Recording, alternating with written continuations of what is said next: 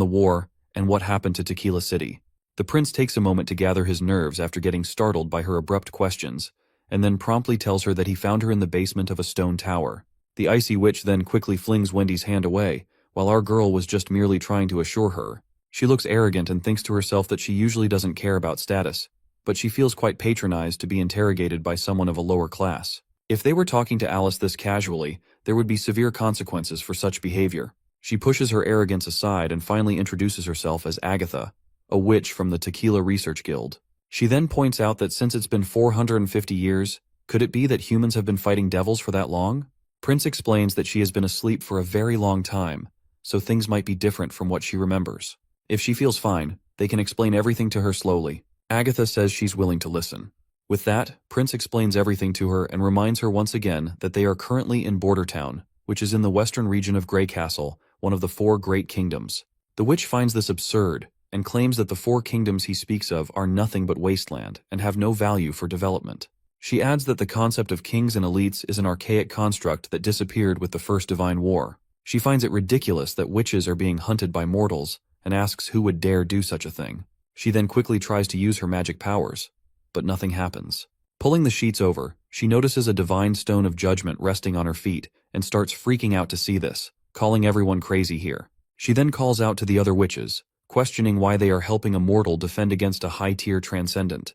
She reminds them that using any of these stones is highly illegal according to the law of the Alliance. Prince facepalms himself because he already had expected it to happen, but Wendy reassures him that she'll handle it. She steps closer to the newcomer, introduces herself as Wendy, and tells her that things are not as she claims, and what Prince mentioned is actually true. Wendy admits that she doesn't know much about her life in Tequila City all those centuries ago, but she tells Agatha that today, Tequila doesn't exist anymore, and the alliance she mentioned is gone too. She explains that she and the other witches have been living in hiding until they met Prince Roland, who provided them with a stable shelter and encouraged them to use their powers to help make the world a better place. Wendy then narrates how this world is prejudiced against witches, with divine judgment stones everywhere. In this society, witches are treated like nothing more than mortals. Agatha then also tells her side of the story, revealing that the Alliance was a large organization created by the leaders of multiple witch kingdoms. It consisted of many high-tier witches and transcendent beings. To win the Divine War, they built massive armies, ruled numerous holy cities, and nurtured new witches, settling conflicts and maintaining peace and order. She's baffled by how such a powerful group could just disappear without a trace. She wonders what happened to Master Alice and the survivors who were supposed to rebuild. She desperately wants to know where they are now. Right at that moment, Wendy brings over a cup of tea, and surprisingly, Agatha takes it without making a fuss. In reality, she's hoping to get the Divine Judgment Stone off her, and gaining the trust of the others seems like the only way to do it. But as far as they've told her, she wants to see the truth for herself before believing any of it. Agatha then explains again that she's from the Tequila Research Guild, and that in the 5th year of the Divine War, Tequila was the last holy city to fall. Many people escaped, but she returned to the Misty Forest to collect some things she had left behind. Prince asks if she actually fought the devils, to which she agrees, and she looks a bit annoyed, reminding them who else was supposed to fight them since mortals can't do squat against them. Prince quickly asks if she's a witch from the church, but Agatha says she's never heard of this church he speaks of. She mentions that all the holy cities were built by witches, and that their citizens included both witches and mortals. Mortals handled childcare and reproduction, and when a child awakened their powers, they were sent to specific organizations for training. Of course, combat witches would join the Alliance to fight off the devils. Lady Scroll then finally brings up the book Lady Kara had, and she asks her if she can read this. As soon as Agatha takes a look, she confirms that this is a witch's diary. Wendy asks about the mysterious language, and Agatha explains that it was created to be separate from mortal language, so they couldn't participate in higher-level matters. She states that these writings require magic to read, so she can teach any witch how to read it. That's when Prince, with his endless wisdom, chimes in. He points out that writing is meant to be a tool for communication, and its usefulness lies in its accessibility. He says it's quite foolish to exclude mortals from her inner circle because, in reality, mortals can take on many different jobs and positions with the right education and training. They're not inferior, even if they don't have magic. Agatha reflects that while she doesn't mind working with mortals, she dislikes it when they act like they're in charge. Even her family's head servant was more polite than this prince. Then, Sister Scroll asks her if she's heard the name Alice. The mention of that name startles Agatha, and she asks where they heard it, and further asks if knowledge from 450 years ago is still around. Sister Scroll explains that they found this book in the Eastern Forest, and Alice's name was written on the last page in mortal language. Agatha then explains that Alice is the Queen of Comet City, one of the 3 leaders of the Alliance. She's an extraordinarily transcendent being, meaning she's even above the transcendent level, and she's the strongest witch in the Alliance. Agatha isn't surprised that no one here knows about these transcendent witches, especially since this knowledge has been lost over time. She explains that there's really no limit to a witch's powers. With enough time, practice, and experience, very few witches are lucky enough to evolve their abilities into something incredible. This is called a superior awakening, and there's no cap on it. The growth is not always concrete or predictable. Speaking of awakening, Prince recalls that they have 4 witches who have achieved it. This shocks Agatha, as it's something unbelievable, and she asks how many witches the Union have in total. Wendy responds that there are only 10, and this revelation further boggles Agatha even more. It sounds utterly ridiculous to her that 4 out of 10 witches have awakened. She then tries to explain that witches who evolve their powers are no joke. They're the ones chosen by the gods and things like that. That's when Prince hints for Anna to step forward. As she does, ready to demonstrate her abilities, Agatha can't help but think that Anna looks pretty young and shouldn't have enough experience or knowledge to be an awakened witch. At first, Anna displays her fire power, and Agatha confirms that it's a flame ability, which is pretty common. However, Prince tells her there's more to it since this is just the ability Anna started with. Then, Anna shows the second stage of her abilities by solidifying her flames. As she forms a cube out of the fire, Agatha is officially blown away. Meanwhile, Prince casually asks her if this can count as a higher tier awakening. Agatha reflects on how the Holy City is gone and the Alliance is destroyed.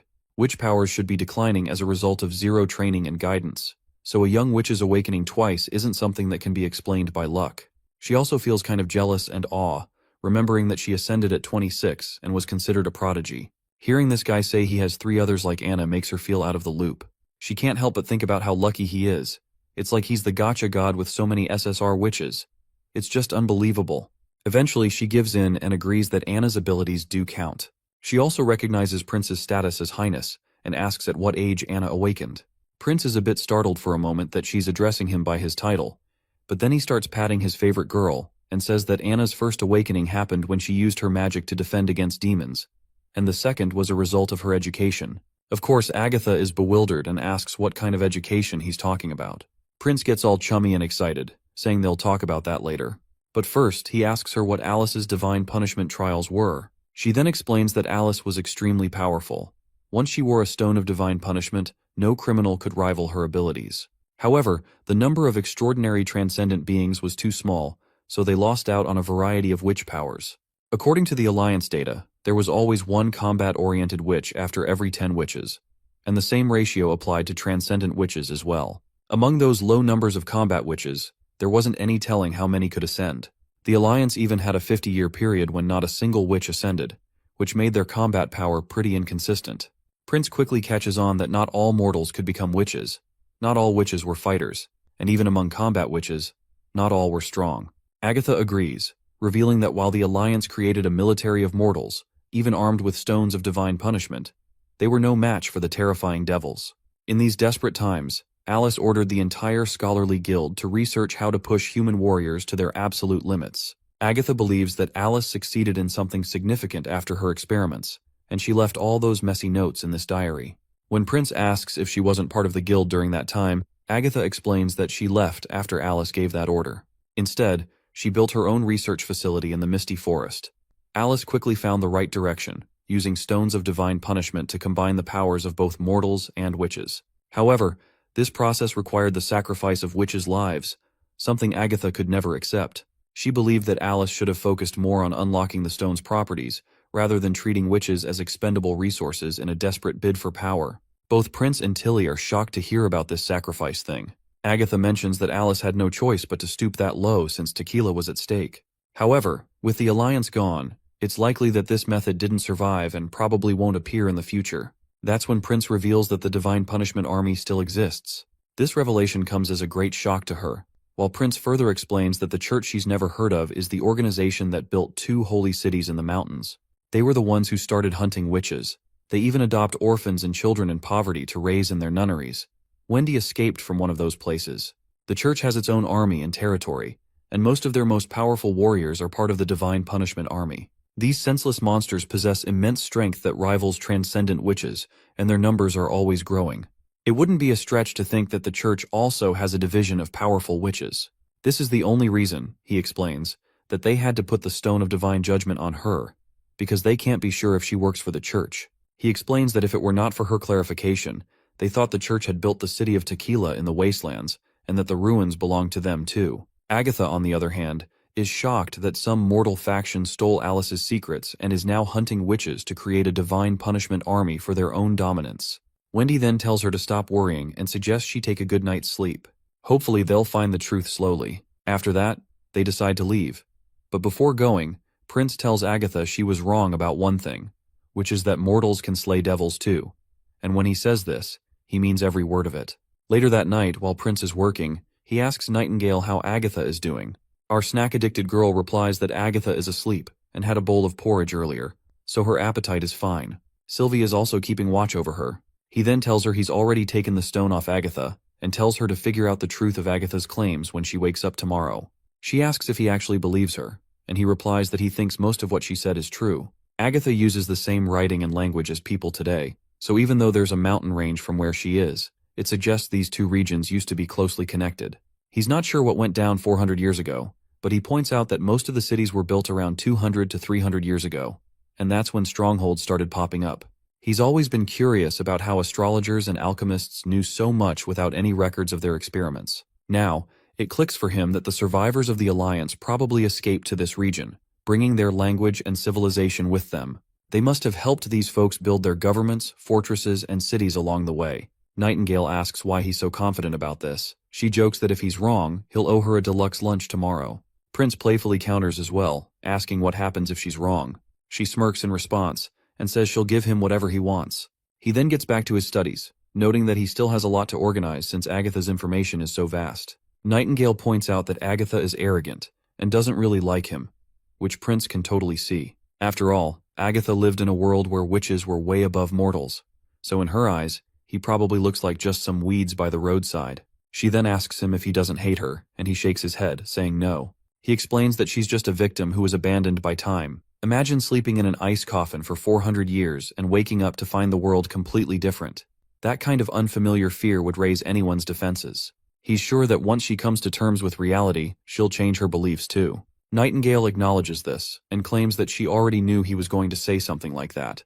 But she reassures him that she won't let Agatha insult him in any way. Meanwhile, looks like Agatha is having a tough time falling asleep.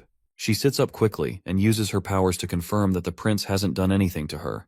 In fact, he even gave her a certain degree of freedom instead of keeping her powers suppressed with the stone of divine judgment. As she glances out the window, she can't help but lament how quiet it is here, especially in contrast to Tequila, where every winter day felt like a celebration. After all, it was the season of witch awakening, and the lanterns would burn in the streets all night long. Then she thinks about her current situation, and thinks how witches are being hunted by mortals, and the alliance she once knew has also gone. She has no clue what happened, and how did the two extraordinary transcendent witches, Natalia and Alice, lose to the mortals? That's when Nightingale pops into the scene, asking Agatha why she is not feeling cold. The icy lady quickly turns around upon hearing the voice, and she is fascinated that the door is still closed, and there are no footprints, which makes her wonder if Nightingale used her ability to slip inside. Nightingale then speaks up, and since this is the first time they're really meeting, she introduces herself promptly. Well, it's technically the second time, considering the moment when she was hiding in the mist. Agatha curiously asks her if she is also a high-tier awakener. With a casual shrug, our not-so-studious girl claims that she isn't as smart as Anna, and finds all those books and studying a bit boring, so she doubts she'll ever reach that level. Agatha is intrigued by the mention of those books, and asks if she can read them too.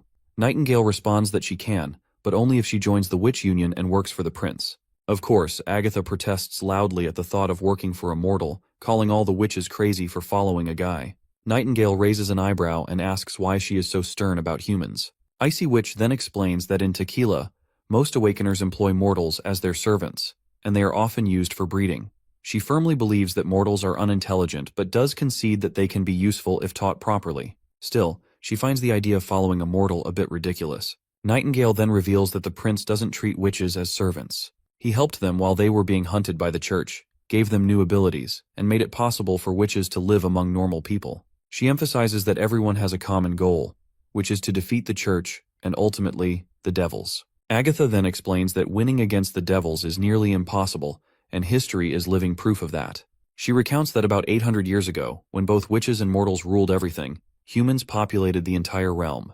But when the devils attacked, they lost everything, and all that was left were the barren, fertile lands. She further explains that, according to the Alliance records, the Third Divine War is about to begin, and she believes no one here knows anything about the devils. Agatha argues that the only way to have a chance at stopping the devil invasion is to rebuild the Alliance, unify all witches, and use that knowledge to awaken more transcendent witches. Nightingale looks at her and asks why she's so negative. She reminds her that it's been 400 years since the last war, so a lot of things have changed in that time frame. Nightingale reminds her that she must have heard the prince say how mortals can slay devils too. She explains that it's not just about witches. The prince aims to unify everyone on the mainland. He told her that in order to become powerful, unifying as a nation is important. She adds that there's still plenty of time before the Divine War begins, so she encourages Agatha to witness how the prince is making things happen with her own eyes. Agatha is startled by her bold confidence. She can tell that Nightingale doesn't like her very much, and she wants to know why. Nightingale simply tells her that as long as she can swallow her pride and view the prince as a person, she won't dislike her as much. The prince himself wants Agatha to learn to adapt to the present and catch up with what's happening now, and he does not want her to be abandoned by the time. The scene transitions to the Holy City, where we find Maine kneeling before the Pope.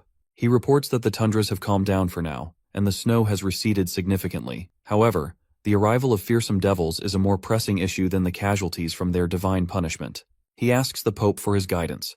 The old man gestures for him to stand and walk over to him, and Maine promptly complies, sitting right before the Pope's knees. He hopes the Pope is taking care of himself. To this, the Pope responds that he doesn't need to worry about himself, as he will die soon. Maine is shocked to hear this, but the old fart tells him to save his shock for later and instructs him to listen closely. He reveals that his own end is undoubtedly near, so the reason he called Maine here is that he wants him to inherit the title of Pope. They then walk into mysterious tunnels constructed with layers of stone and mud that no one can breach. There are some secrets hidden, and every pope must come here before they inherit the title, and each one is expected to expand and strengthen the church while holding its goals close to their hearts. Maine promptly responds that he knows his goal is to defeat the devils. But the old coot reminds him that this isn't the main goal. The true objective is to earn the smile of God. Once they reach the end of the corridor, the Pope tells Maine to wheel the wheelchair himself, explaining that no one can go further than this point. Maine acknowledges this and promptly starts pushing his senior's wheelchair. As they enter the chamber, the gates behind them close.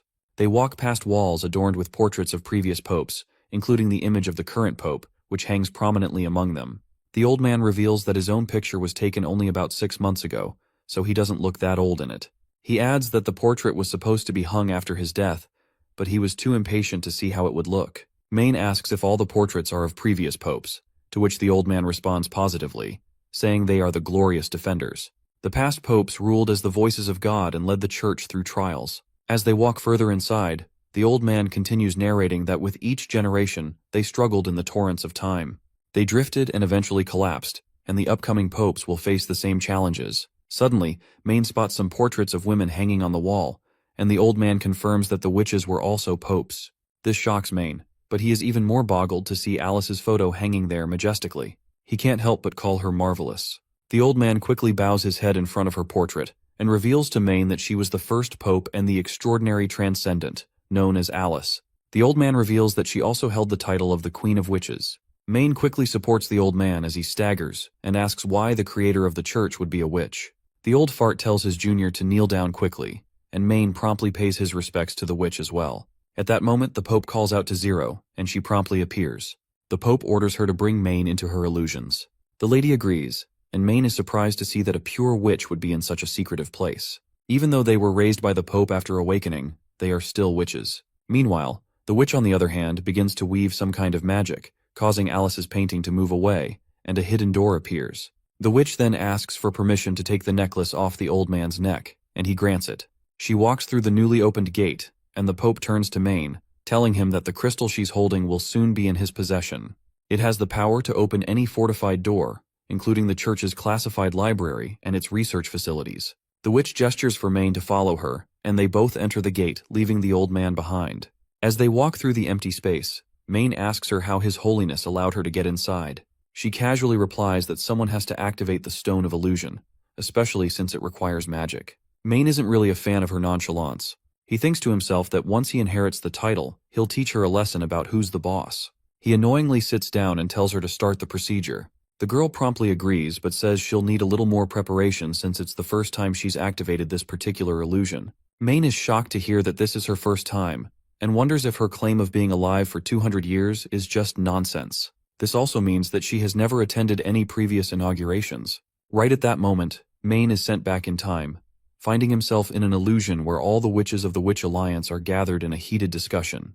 One of the witches states that it's all thanks to Queen Alice's orders that they've gained an advantage against the Mad Devils and their underworld leader. In the heart of the conference, Maine spots the Queen of Witches, Alice, her presence commanding attention. One of the witches argues against the procedure that requires sacrificing their own, and the chances of producing a judgment night are low as well. But one points out that these issues can be fixed over time with further research. The witches continue to argue among themselves about the lives of their kind, and the room is split. That's when Alice commands them to stop yapping, and everyone promptly falls silent at her single command. She then reminds them that mortals cannot win against devils. They can either do nothing and enjoy their final moments as the devils invade, ultimately being wiped away from history, or they can put up one last fight by placing their trust in their divine punishment soldiers. Alice states that while she may be the queen of Comet City, she is willing to leave this decision to the rest of them. She tells them they can choose whether they want to die in silence or exact revenge for their fallen sisters. She believes they can still purge the realm of the dawn of devils and revive the witches' glory days,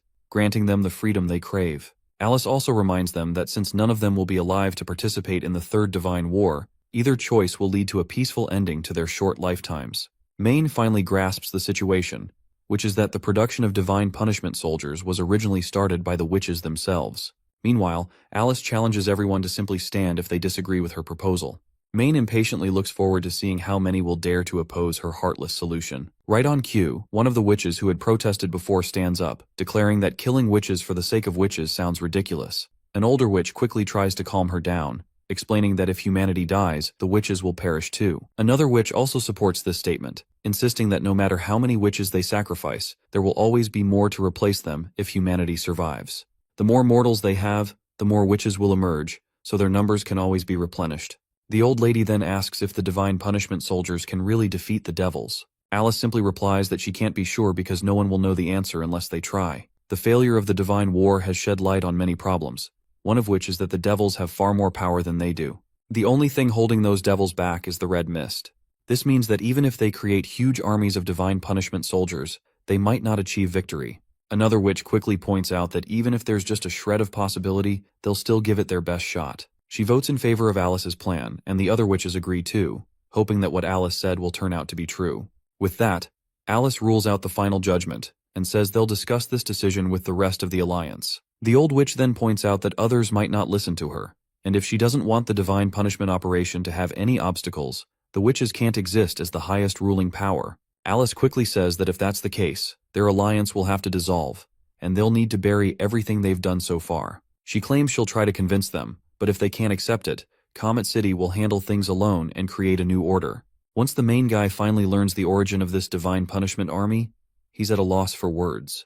At just the right moment, Zero grabs him and yanks him out of the illusions. He gasps for breath, and she asks if he needs help on his way out. He tells her he can walk himself and asks her to just open the door. Once they're out, he tries to say something to the Pope, but all the lore he just absorbed is weighing heavily on his mind. He starts to feel dizzy and ends up plopping down at his feet. The old man gently pats Maine on the head. The Pope assures his child that the magic stone imprinted the memory into him, so feeling nauseous is natural. He says he felt the same way and will recover with some rest. Zero then asks why she's not feeling anything. The Pope reminds her that she's a witch, and her body is accustomed to magic, since witches are superior to mortals in both stamina and immunity. Maine asks if this is the origin of the church, to which the Pope agrees. He explains that Alice led 3 cities to victory, created brand new laws, and spread the word that witches were no longer chosen by God, but were instead cursed by the temptation of demons. This historic event became known as the Battle of Faith, and it lasted nearly 100 years. He asks if she lived for that long, to which the Pope replies, no. He explains that Alice died in a fight against another extraordinary transcendent, Natalia, and they both died fighting each other. The second Pope kept her mission alive and continued the fight until the other cities fully came on board. Unfortunately, the battle left all 3 cities severely wounded, and they lost almost all their governing power. The mortals who were unwilling to participate in the war settled on this cramped continent and started building a civilization with the natives, eventually forming the four great kingdoms. The church had to prune some scattered rebels, but the structure of the world had already been set, and they ultimately failed to unite the continent, all because of the queen's early death. He explains that not only was her ally, Natalia, unwilling to accept her plan, but she even tried to assassinate Alice during a meeting. This was all recorded in the holy books. He claims that if Alice had lived, the Battle of Faith would have ended 50 years earlier, and the church would have had more than enough time to gather all the witches and unify the continent. Maine still seems confused, and asks why the title of Pope is given to the mortals, since it was carried by the witches in the past. Before dropping any interesting lore bomb, the old man tells Zero she should go. The girl promptly leaves. At first the old man lets out a sigh, then explains that it's because of the fear and weakness mortals feel. Maine is shocked to hear this, and the old man repeats it once again. He explains that Alice mandated that the Pope position must be held by a transcendent witch to restore their glory after the devils were defeated. However, transcendent witches are incredibly rare, so there weren't many suitable candidates. Later on, some accomplished witches with common powers became Pope. But fear and weakness are like venomous snakes. Once they sink their teeth into the heart and mind, there's no stopping them. He reveals that a mortal archbishop worried they would be tricked and oppressed by the witches, so he took the position, and all future popes ended up being mortals. He calls himself and all other mortals cowards who have stolen the fruits of the witches' sacrifice. He insists that no matter what happens, the church will always bury this secret, and the truth of the divine war is all recorded in the Holy Temple. Maine will be the one to carry all of this forward with him. The old man even tells Maine that if he wants to give up the position, that will be his decision to make. Maine asks then, who will carry this burden? But the old man doesn't respond. With that, he dies, leaving Maine shouting in despair. The scene then transitions to the border town, where we see Agatha paying a visit to the prince. He hopes she's enjoying her stay and asks if she likes the porridge and fried eggs of this era. Agatha looks a bit lost in her own thoughts. As a witch of the Alliance, she can usually determine a person's intelligence with just a glance, but she can't do that with him. His eyes are filled with a strange aura and confidence, as if he has lived for thousands of years and has the world in his palm. Anyhow, she responds to the prince, telling him she would have preferred if no witches entered her room without her permission. Prince promptly assures her that he'll have Nightingale knock before coming in. He then mentions that if she wants to go outside and visit the town, Nightingale can show her around. Miss Scroll can also provide any historical information because she has the ability to store every book in her mind. Agatha reminds him that since devils are such a huge threat, she's actually curious to know why he said mortals can win against them. If he can't defend against them, then there will be no one alive to remember history and culture. Prince decides to talk about how the economy works and its benefits for people, but he pushes that aside for now. Since she seems more interested in learning about battles and weapons, he tells her she's in luck because the border town's forces are going to test new weapons this afternoon. But before they head outside, the prince has a question. Agatha sits down in the chair and gives him permission to ask. He asks her how many meals a day the citizens of Tequila City ate, what their staple foods were, how much meat they consumed, what their salaries were like, and if witches ever worked in agriculture or smithing. Agatha nonchalantly reveals that her guards and servants ate 3 meals a day and could have meat every week, except during the months of demons. They served her for life and didn't receive any compensation other than food, shelter, and knowledge. She adds that they did work for witches, and handled agriculture by themselves. The prince perks up with excitement at these juicy details, leaving Agatha wondering why he's so interested in Tequila City's quality of life. She's puzzled as to why he seems more focused on these things rather than the devils who dominate most of the Realm of Dawn. He then asks her about the Scholarly Guild, which she claims was focused on researching magic stones. Agatha explains that magic stones all began as stones of divine judgment. They could either suppress a witch's abilities or allow witches to tap into different strengths. Tilly curiously asks how the process worked exactly. Agatha explains that the Scholarly Guild dedicated all its efforts to uncovering the secret, and they finally determined the connection between magic and the stones. Many sacrifices were made in the pursuit of this knowledge. She then adds that she could tell him more, but he'd have to exchange it for the method he used to awaken witches. The prince responds that he has no problem with that. Princess Tilly then points out that the magic stone she found in the ruins allows her to fly, and there's no question it's incredibly useful in combat, for both offense and retreating. So, she's curious why someone like Agatha, a higher-tier awakener, chose to retreat to the misty forest on foot instead of using a magic stone like this. Agatha explains that while they understood the relationship between the stones and magic, they weren't able to create the stones themselves. When Tilly asks why, Agatha elaborates that the stones were created by the devils. If the witches had access to a stable source of these stones, support witches could have fought without relying on the divine punishment army. She explains that there is a unique devil they call the Chaos Beast, which looks like a giant flower, about the height of 3 or 4 people, and can use its vines to walk. If it swallows a stone of divine judgment, it can create many different stones. The speed at which it creates them varies depending on the type of stone. Agatha explains that they had ambushed a devil camp far from the battle and captured a chaos beast alive, bringing it back to Tequila for their own benefit. The monster had incredibly low intelligence and converted every stone they fed it, but they didn't know how it worked or how to keep the monster alive. After 6 months, the creature shriveled and rotted like a typical plant. Later, the scholarly guild sent many witches to investigate other camps, and all reports confirmed one fact: chaos beasts were the only method for acquiring magic stones. More powerful stones took longer to convert, and most devils used magic stones in combat. For example, mad devils could activate the stones within their arms for powerful ranged attacks. All the stones they had acquired were from enemies or their camps. Tilly is in awe to realize that the stone she possesses is from one of the devils. Agatha confirms this, stating that it probably belonged to an extraordinary transcendent witch. The prince then asks if the devils always possessed multiple types of stones from the beginning. Agatha shakes her head with no, revealing that if that were the case, humans would have been subdued long ago. She explains that during the First Divine War, most devils didn't have stones. They relied on their sheer strength, thick armor, and metal spears to attack human cities, which is extensively detailed in history books. Every battle lasted for hundreds of years until human territory was reduced to just fertile lands. If they had focused all their resources on training combat witches, the devils wouldn't have been able to reach the realm of dawn at all. During the Second Divine War, the devils gained more methods and strategies, and it only took them 35 years to defeat the humans. The divine army might be able to fight toe-to-toe with the leaders of the underworld, but there are just too many devils now. Agatha reveals that she's heard from the elders in the Alliance that witches used to have the upper hand. One extraordinary transcendent witch could slay an army of devils. But the devils have grown in number and efficiency at an alarming rate, so she doesn't know what the next attack will be like. She also goes on to explain how devils are categorized into 3 groups: mad devils, fearsome devils, and the underworld rulers. These terms were only created during the Second Divine War. Before acquiring magic stones, there wasn't much difference between them, aside from size. Tilly curiously asks how the devils reproduce. Agatha is startled by the question and admits she's not sure. It was never recorded, and there's no way to learn it through captives either.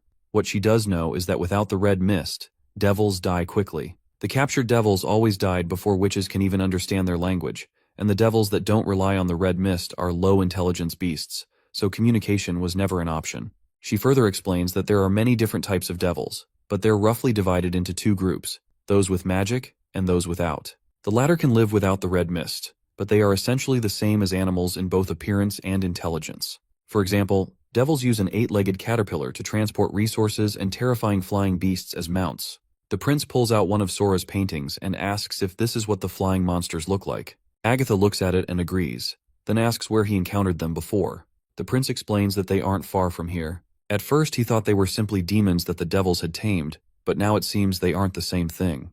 Agatha confirms, saying that's definitely not the case. Demons are just food for devils, and even large abnormal demons are enemies of the devils. When the months of demons begin, the devils' attacks are reduced since they're busy fighting off the demons too. This always gave the witches some breathing room. She then asks where the nest of the devils is located. Tilly explains that it's to the west of the forest, behind a huge snowy mountain, and it's covered in mist.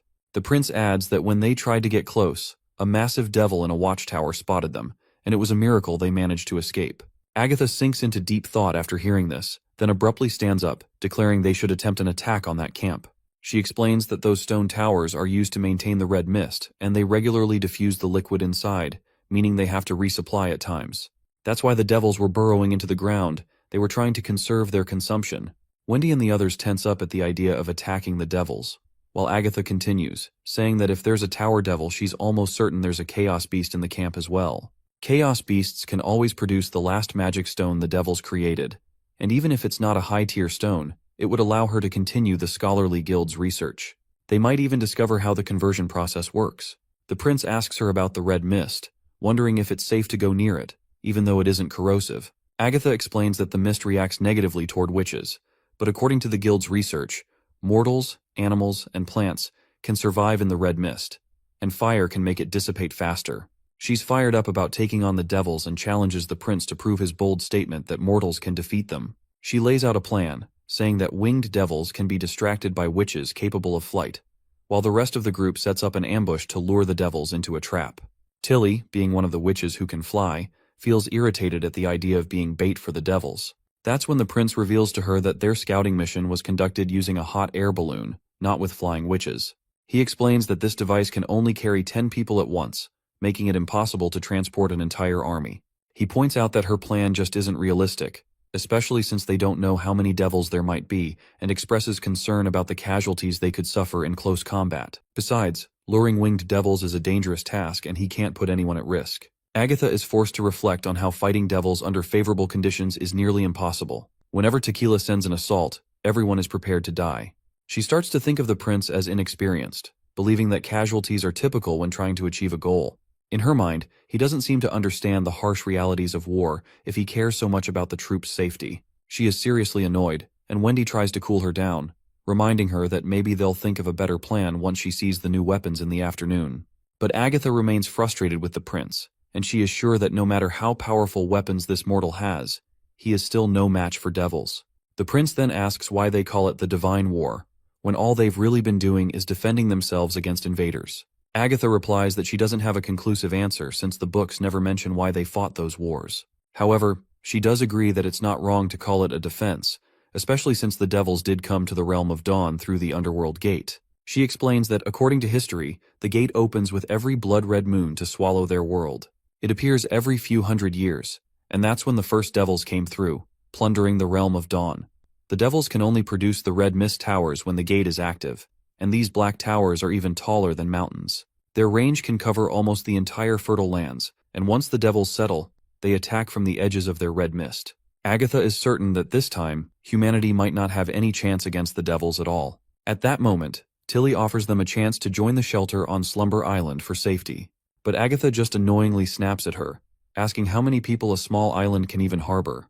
And besides, seeking refuge there would only delay their demise, not prevent it. Finally, Prince claps his hands to disperse the tension, urging everyone to maintain a positive attitude, especially since they are already preparing for the Third Divine War in advance. He begins to walk out, saying that they can discuss other matters after lunch. As they head to the lunch area, it's clear that someone is seriously annoyed, and of course, it's Agatha. She can't believe the prince has the mood for lavish food in such desperate times. These ignorant mortals seem to lack vision.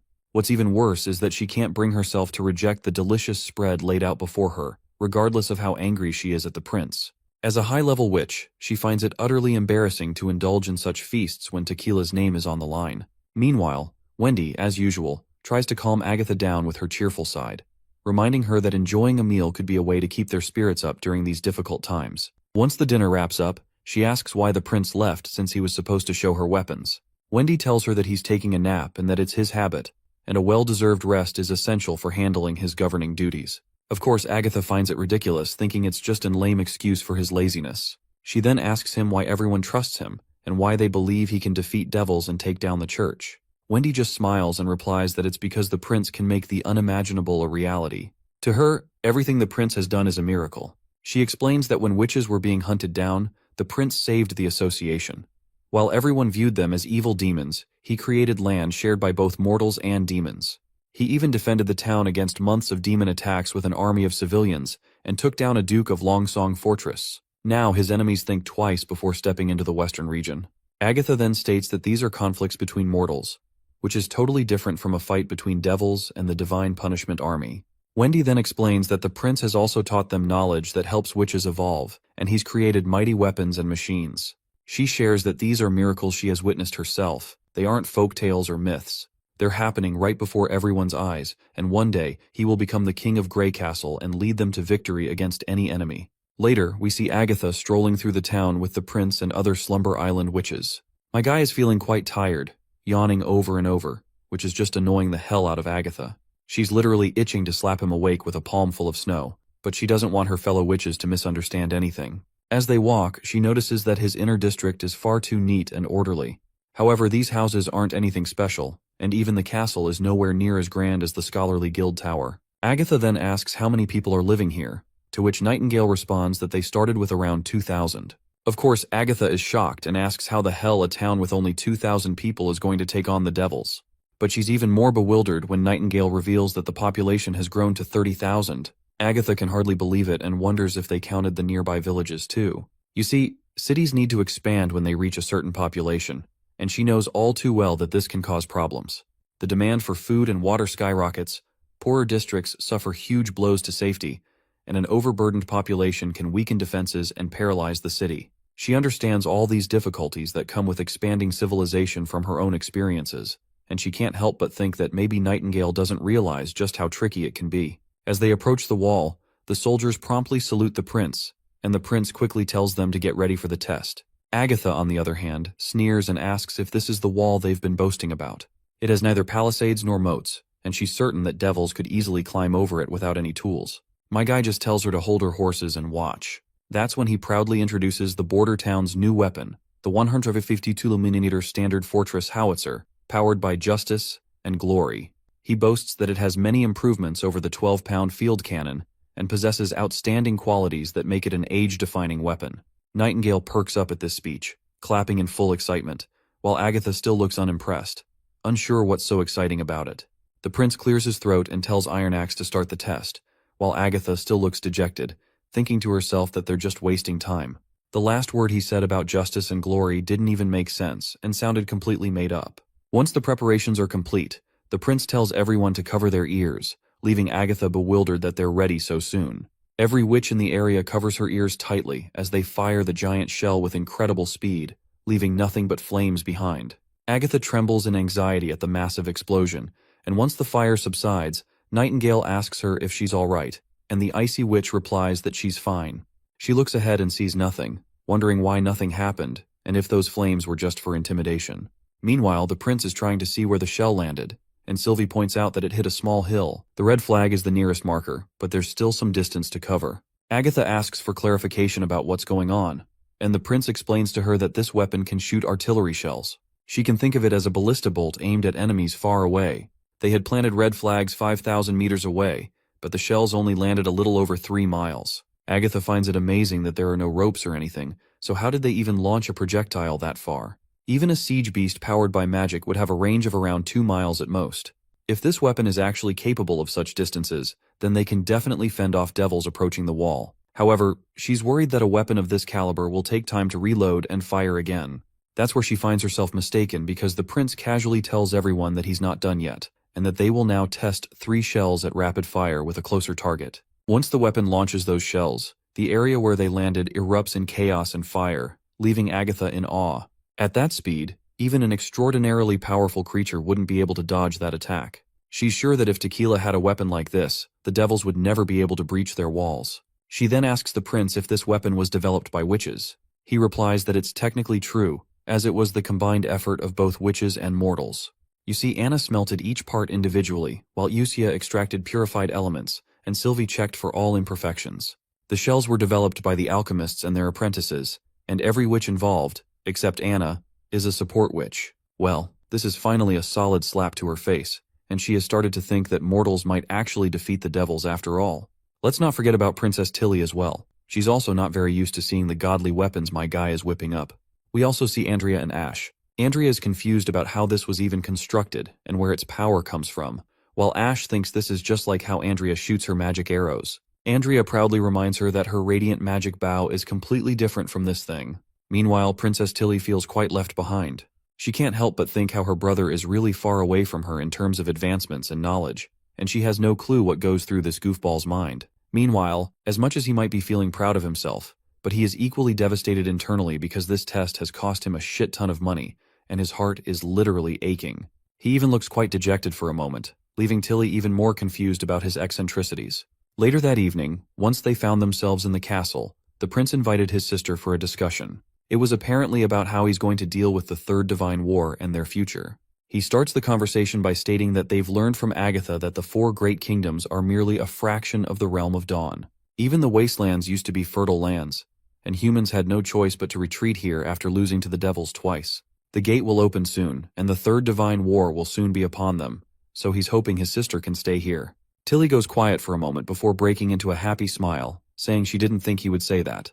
The prince then explains that the devil's power is unpredictable, and they have to combine all their forces if they want to win. Although Agatha mentioned that the First Divine War was fought through the efforts of both witches and mortals, it's very likely they were only allies on the surface. It wasn't very different from the Second War. He reminds her that his new plans include weapons that can defeat devils, and he has already shown proof of that. Once he turns these ideas into reality, mortals can be more powerful than they've ever imagined. He believes that the right choice is to send mortals into the war while assigning witches to manufacture weaponry. Before the war begins, every extra worker will only make them stronger.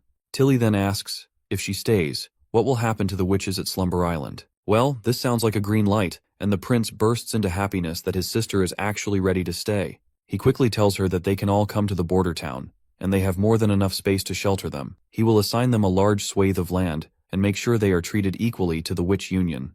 They don't have to join the Witch Union, and she can remain their leader. Princess asks if he don't mind that most of them are not able to fight. To this, he says he has no problem at all. In fact, he believes that support witches are more useful than combat witches. They don't empower themselves, rather, they benefit thousands of others. The natural world is full of undiscovered potential, and if they utilize it, support witches will be invaluable. His sister smirks upon hearing this and asks if this was his true objective all along, leaving him startled after getting caught. In any case, she finally says that she can work on these terms, as there's no reason for her to reject his offer to fight against the devil's invasion. Personally, she also wishes to stay here and learn about his interesting newfound knowledge, though she can't agree to anything just yet. The prince asks why not, and she explains that since she is the elected leader of Slumber Island, their future cannot be influenced by her personal desires. If they move to the western region, they will lose their independence, and if anything happens, they will be helpless to resist. She reminds him that if a conflict arises between the two siblings, there is no surety that he won't kick out all of her witches from the border town.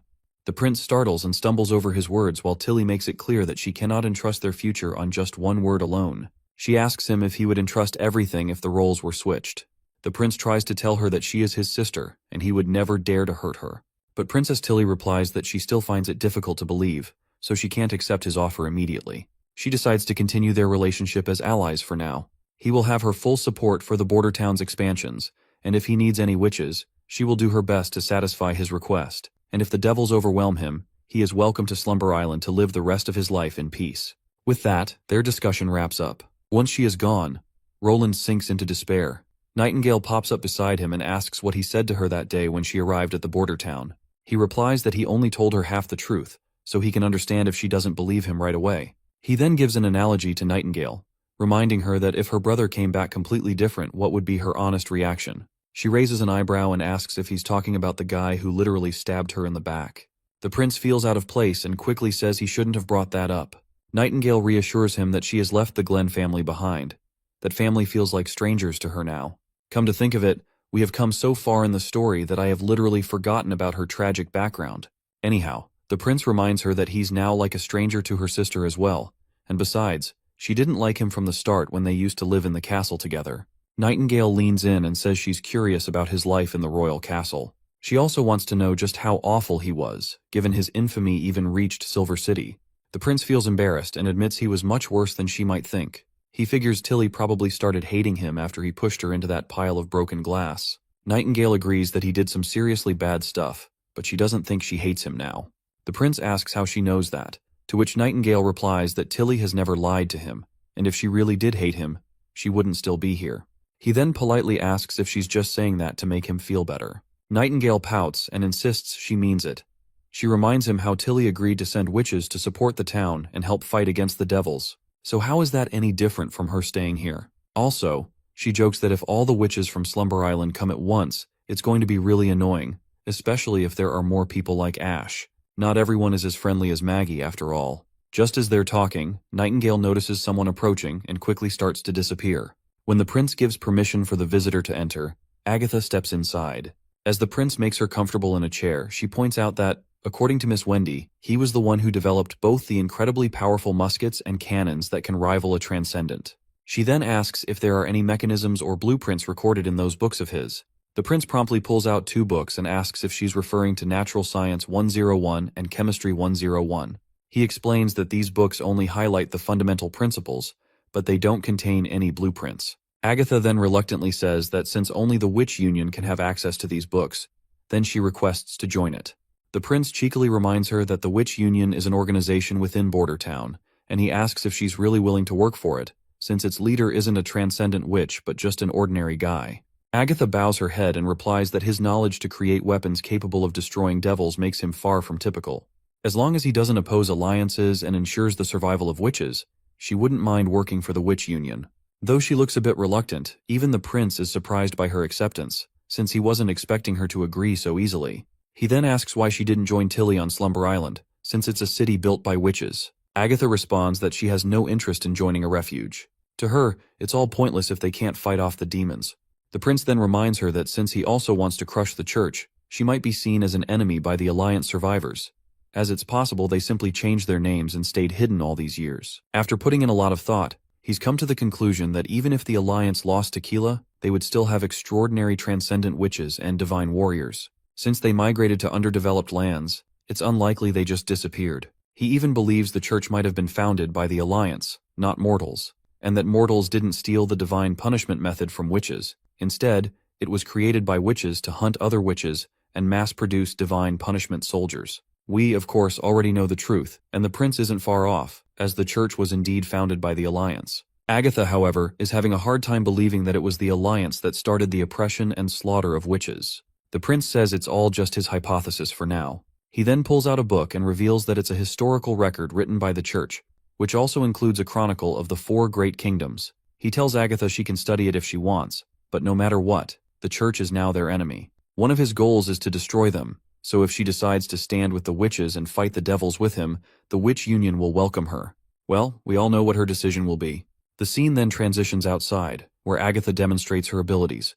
The prince and Nightingale watch closely, and Nightingale notes that Agatha's magic is shaped like pentagonal prisms, with her capacity being at an intermediate level. Sister Scroll categorizes Agatha as a summoning-type witch who has already evolved once. She originally had the ability to create cool temperatures, but after her evolution, she can freeze the air into ice, which is a very convenient power.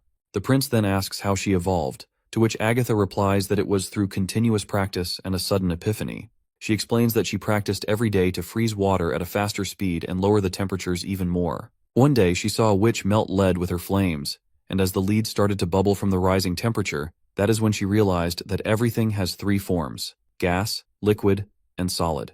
Lead exists as a solid at room temperature, but with enough heat, it can become a gas. Similarly, water exists as a liquid at room temperature, but with enough cooling, it turns to ice. This revelation transformed her magic from within. After ascending to a higher-tier witch, she recorded the principle into the Codex of Principles. The prince nonchalantly asks her what this Codex of Principles is. Agatha, a bit bewildered, responds that she's surprised the prince isn't more shocked about the concept of matter shifting from solid to liquid and then to invisible gases. To which the prince asks her why he should be surprised, especially since it's a common observation that gases come in many different types, each with its own boiling and melting points. So there's nothing to be surprised about, and it's all covered in Natural Sciences 101. Of course, poor Agatha is annoyed that her important discovery has been dismissed, like it's just trivial knowledge. She then reluctantly says that the Codex of Principles is a record of every high-tier transcendent witch's awakening process. She further explains that since every witch has different abilities, it's tough to imitate someone else's experiences. The prince then asks her if there weren't any witches with similar abilities that transcendent witches had, since there are thousands in the Alliance. Agatha explains that the scholarly guild believes the shape of magic determines its abilities, and no witch has the exact same shape. But the prince pushes back, asking how she knew that Anna is a flame type. Agatha reveals that it's just a common designation. Any ability that glows or gives off heat can be categorized as a flame type. Agatha goes on to explain that as magic grows, matures, or even awakens, similar abilities can become incredibly different. A basic flame ability might eventually lead to better control of temperature, bigger size, more intensity, or even creating projectiles. The scholarly guild has much more formal categories, which are pretty similar to what they use. Sister Scroll then asks if they also have 3 types of witches, but Agatha explains there are actually 4. The main difference lies in summoning, and the guild splits it into 2 types. First, there's conjuring, and second, construction. The prince then points out that Anna is a conjuring witch because she constantly drains her magic, and the things she summons disappear when she stops. Soraya, on the other hand, would be a constructing witch because her paint can exist on its own. Agatha adds that she's not too familiar with Soraya's abilities, but that sounds about right. She also mentions that a summoning construction magic would hold its form, like her ice. The prince smirks and says that their test will end here for today. When Agatha doesn't have any tasks, she's free to practice her abilities on her own. However, he hints that someone might desperately need her help. Agatha curiously asks who, and the prince tells her that Kyle Sichi, the chief alchemist in Border Town, could use her assistance. Apparently the guy's been acting like a maniac, pushing forward despite the risks, and poor Nana has been terrified, constantly healing him over and over. Later, back at the castle, the prince is deep in thought about how maintaining a stable temperature is crucial for safely extracting nitroglycerin. Agatha's ice coffin could easily keep things below freezing, which is perfect for cooling the reaction vessels under pressure. But he's also a bit worried about whether Agatha will get along with Kyle, given that Kyle is blunt and Agatha comes off as an arrogant royal. Just as he's lost in thought, Margaret tries to pull him out of his daydream. He quickly snaps back to reality, and she asks him what's wrong, wondering if he's upset because she charged too much to transport the refugees. He quickly denies it, saying that if it weren't for her ships, those refugees would have died in the freezing slums of other cities. Margaret then remarks that it's rare for him to ask for her help with such urgency, so she'll try her best. But many of her sailors aren't willing to travel in winter, so she's only managed to gather 13 ships. She also mentions that she probably won't be able to visit as often next year. The prince asks if she's talking about the saltpeter trade convention, and she responds positively. Apparently, Timothy has banned the saltpeter business, and even the cities of Redwater and Silver aren't selling it anymore. Her only options now are to sell at a low price to the Alchemy Association or to elites in the capital. She's also heard from government officials that Timothy plans to lock down the entire western region. It won't just be saltpeter. Merchants will be trapped in Redwater, and Border Town, Longsong Fortress, and Willowtown will all be affected as well. Many elites are opposing this, but Timothy probably won't retract his orders. If they can't trade saltpeter and other resources here, even the steam engine business might have to stop. The prince's expression turns serious as he listens, realizing that Timothy has become desperate ever since the witches dropped that nuke on his castle. Otherwise, he wouldn't be making such a risky move. You see, saltpeter is crucial for producing acid and other resources. If they lose access to that, their 152mm cannons will just be decorations, and their new rapid firearms will be useless too. Since Bordertown is still in its early stages of development, without income from the steam engines, he is worried the region's economy could easily collapse. The prince reassures her that what Timothy is doing won't last long and that she'll be visiting Bordertown again very soon. He adds that when she does, it will be a brand new city. He goes on to share his plans to open a commercial sea route contracted with the bay that won't pass through Seabreeze Town or Clearwater Port. Instead, it will go directly from the western region to the Bay Islands. He asks if she's interested, but she admits she's not sure if there are any harbors that reach the ocean. The prince replies that not right now, but he's going to build one. He reveals that there's a shallow beach south of Bordertown with ideal water depth and size, making it perfect for a seaport. With some modifications and clearing the mountains along the coast, they could export goods from the western region. She would manage the ship transportation and sales, while the western region would provide merchant goods. He then calls out to his butler, Sean, telling him to show Margaret the newest goods. Sean promptly brings over a bunch of bottles, and the prince encourages Margaret to open one and smell it.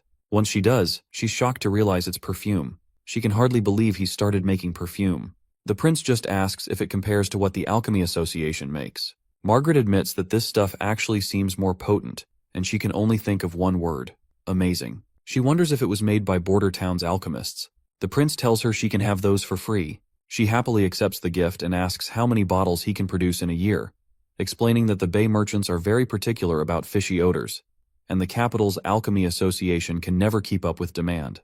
The prince keeps his tone low-key and says that if they have enough ingredients, he can produce up to 10 times the Alchemy Association's output.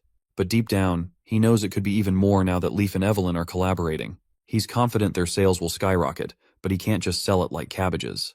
The prince is hoping that Margaret will help him spread these goods, and she smiles, saying this is quite a rare opportunity for her, so she will try her best to make the most out of it. A little later, Agatha finally finishes reading the books. She finds it hard to believe that a mortal wrote something like this. The more she reads, the more she understands the world as a chaotic place, with hidden laws that everyone must follow. If this person were in Tequila, the Alliance would definitely accept him, and he would be treated just like a high-tier witch. She wonders where he gained this knowledge because she used to think mortals were limited when it came to technology. Tilly responds that she doesn't have a clue either. She explains that back then, her brother was arrogant, cowardly, and talentless. He was illiterate, and his personality was pretty terrible too. She further says that he was just a waste of oxygen, not a prince, to which Agatha replies that this sounds like a typical mortal. Tilly insists he wasn't even great by mortal standards. She explains that he always keeps things to himself while expecting others to believe in him, which is just impossible. Abruptly, Tilly goes quiet when she realizes she's said too much. Anna reassures her that it's the first time she's heard her talk about these things, but Tilly still feels terrible because she's supposed to be the Witch Union ally, and that was pretty rude of her. That's when Anna assures her it's fine, saying the prince wouldn't care about something like that. She believes he has his own issues to deal with. Tilly then mentions that in the beginning, he was just like everyone else, except maybe a bit more outspoken. However, once she heard rumors that he wanted to marry witches, his older brother Timothy and Gerald started bullying him in the name of justice, and his personality began to get worse. Agatha finds it odd that he was teased for wanting to marry a witch because in Tequila, that would have been a respectable dream. There aren't many mortals who marry witches, and most witches don't want to spend the rest of their lives stuck with a man. Tilly adds that everything is different now. If he marries a witch, it would mean he wouldn't have any heirs. But she figures that since it's been over 10 years, he's probably forgotten about the idea of marrying witches. That's when Anna tells them that the prince still wants to marry a witch, which shocks Tilly, and Anna further claims he said it himself. The scene then transitions to Longsong, and we finally see Ambassador Petrov after a long time. As he gets out of bed, his lover asks if he's not going to sleep a little longer since it's too early for him to be up. He replies that the prince wants to meet him, so he is going to visit the border town. She questions why he's going out in this harsh weather. Petrov explains that it must be something important, so he needs to get ready. He'll be gone by the afternoon, and he tells her to head home. He'll come back for her when he returns. The girl asks why he can't just ignore him. She points out that even though the prince has captured Longsong Fortress, Petrov is still its ruler, and she's sure that even a king's orders wouldn't require such urgency.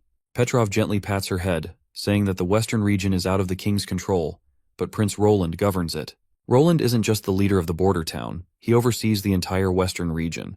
With that, Petrov begins his journey, accompanied by a few of his men. As they walk, he reflects on how, ever since the months of demons began, there hasn't been much to do at Longsong Fortress. Since his father is filling in for him, and with the help of his servants and apprentices, they should definitely be able to handle things while he's off visiting the border town. He thinks back to how, just a year ago, he also traveled to the border town in the midst of snow, carrying a warning from Duke Ryan which he had to deliver to Prince Roland.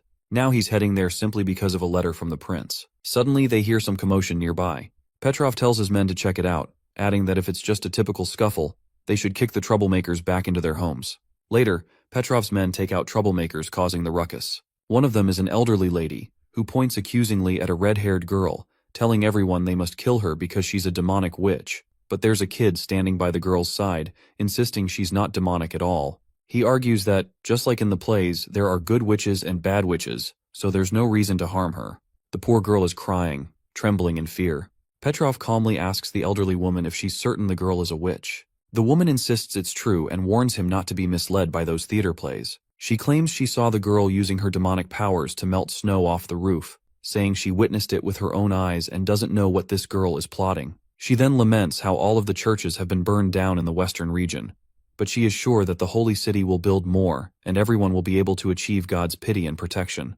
That's when Petrov tells his men to lock up the old hag, stating he wants every believer of the church locked away once he returns. With that, they drag the old woman out, and Petrov squats down, gently asking the little girl to show her powers if she really is a witch. The boy beside her warns Petrov not to touch her. The girl, on the other hand, trembles, unsure of what to do, but Petrov reassures her that if she can prove she's a real witch, he'll let her go. She promptly unleashes her abilities and melts the ice on the ground right away.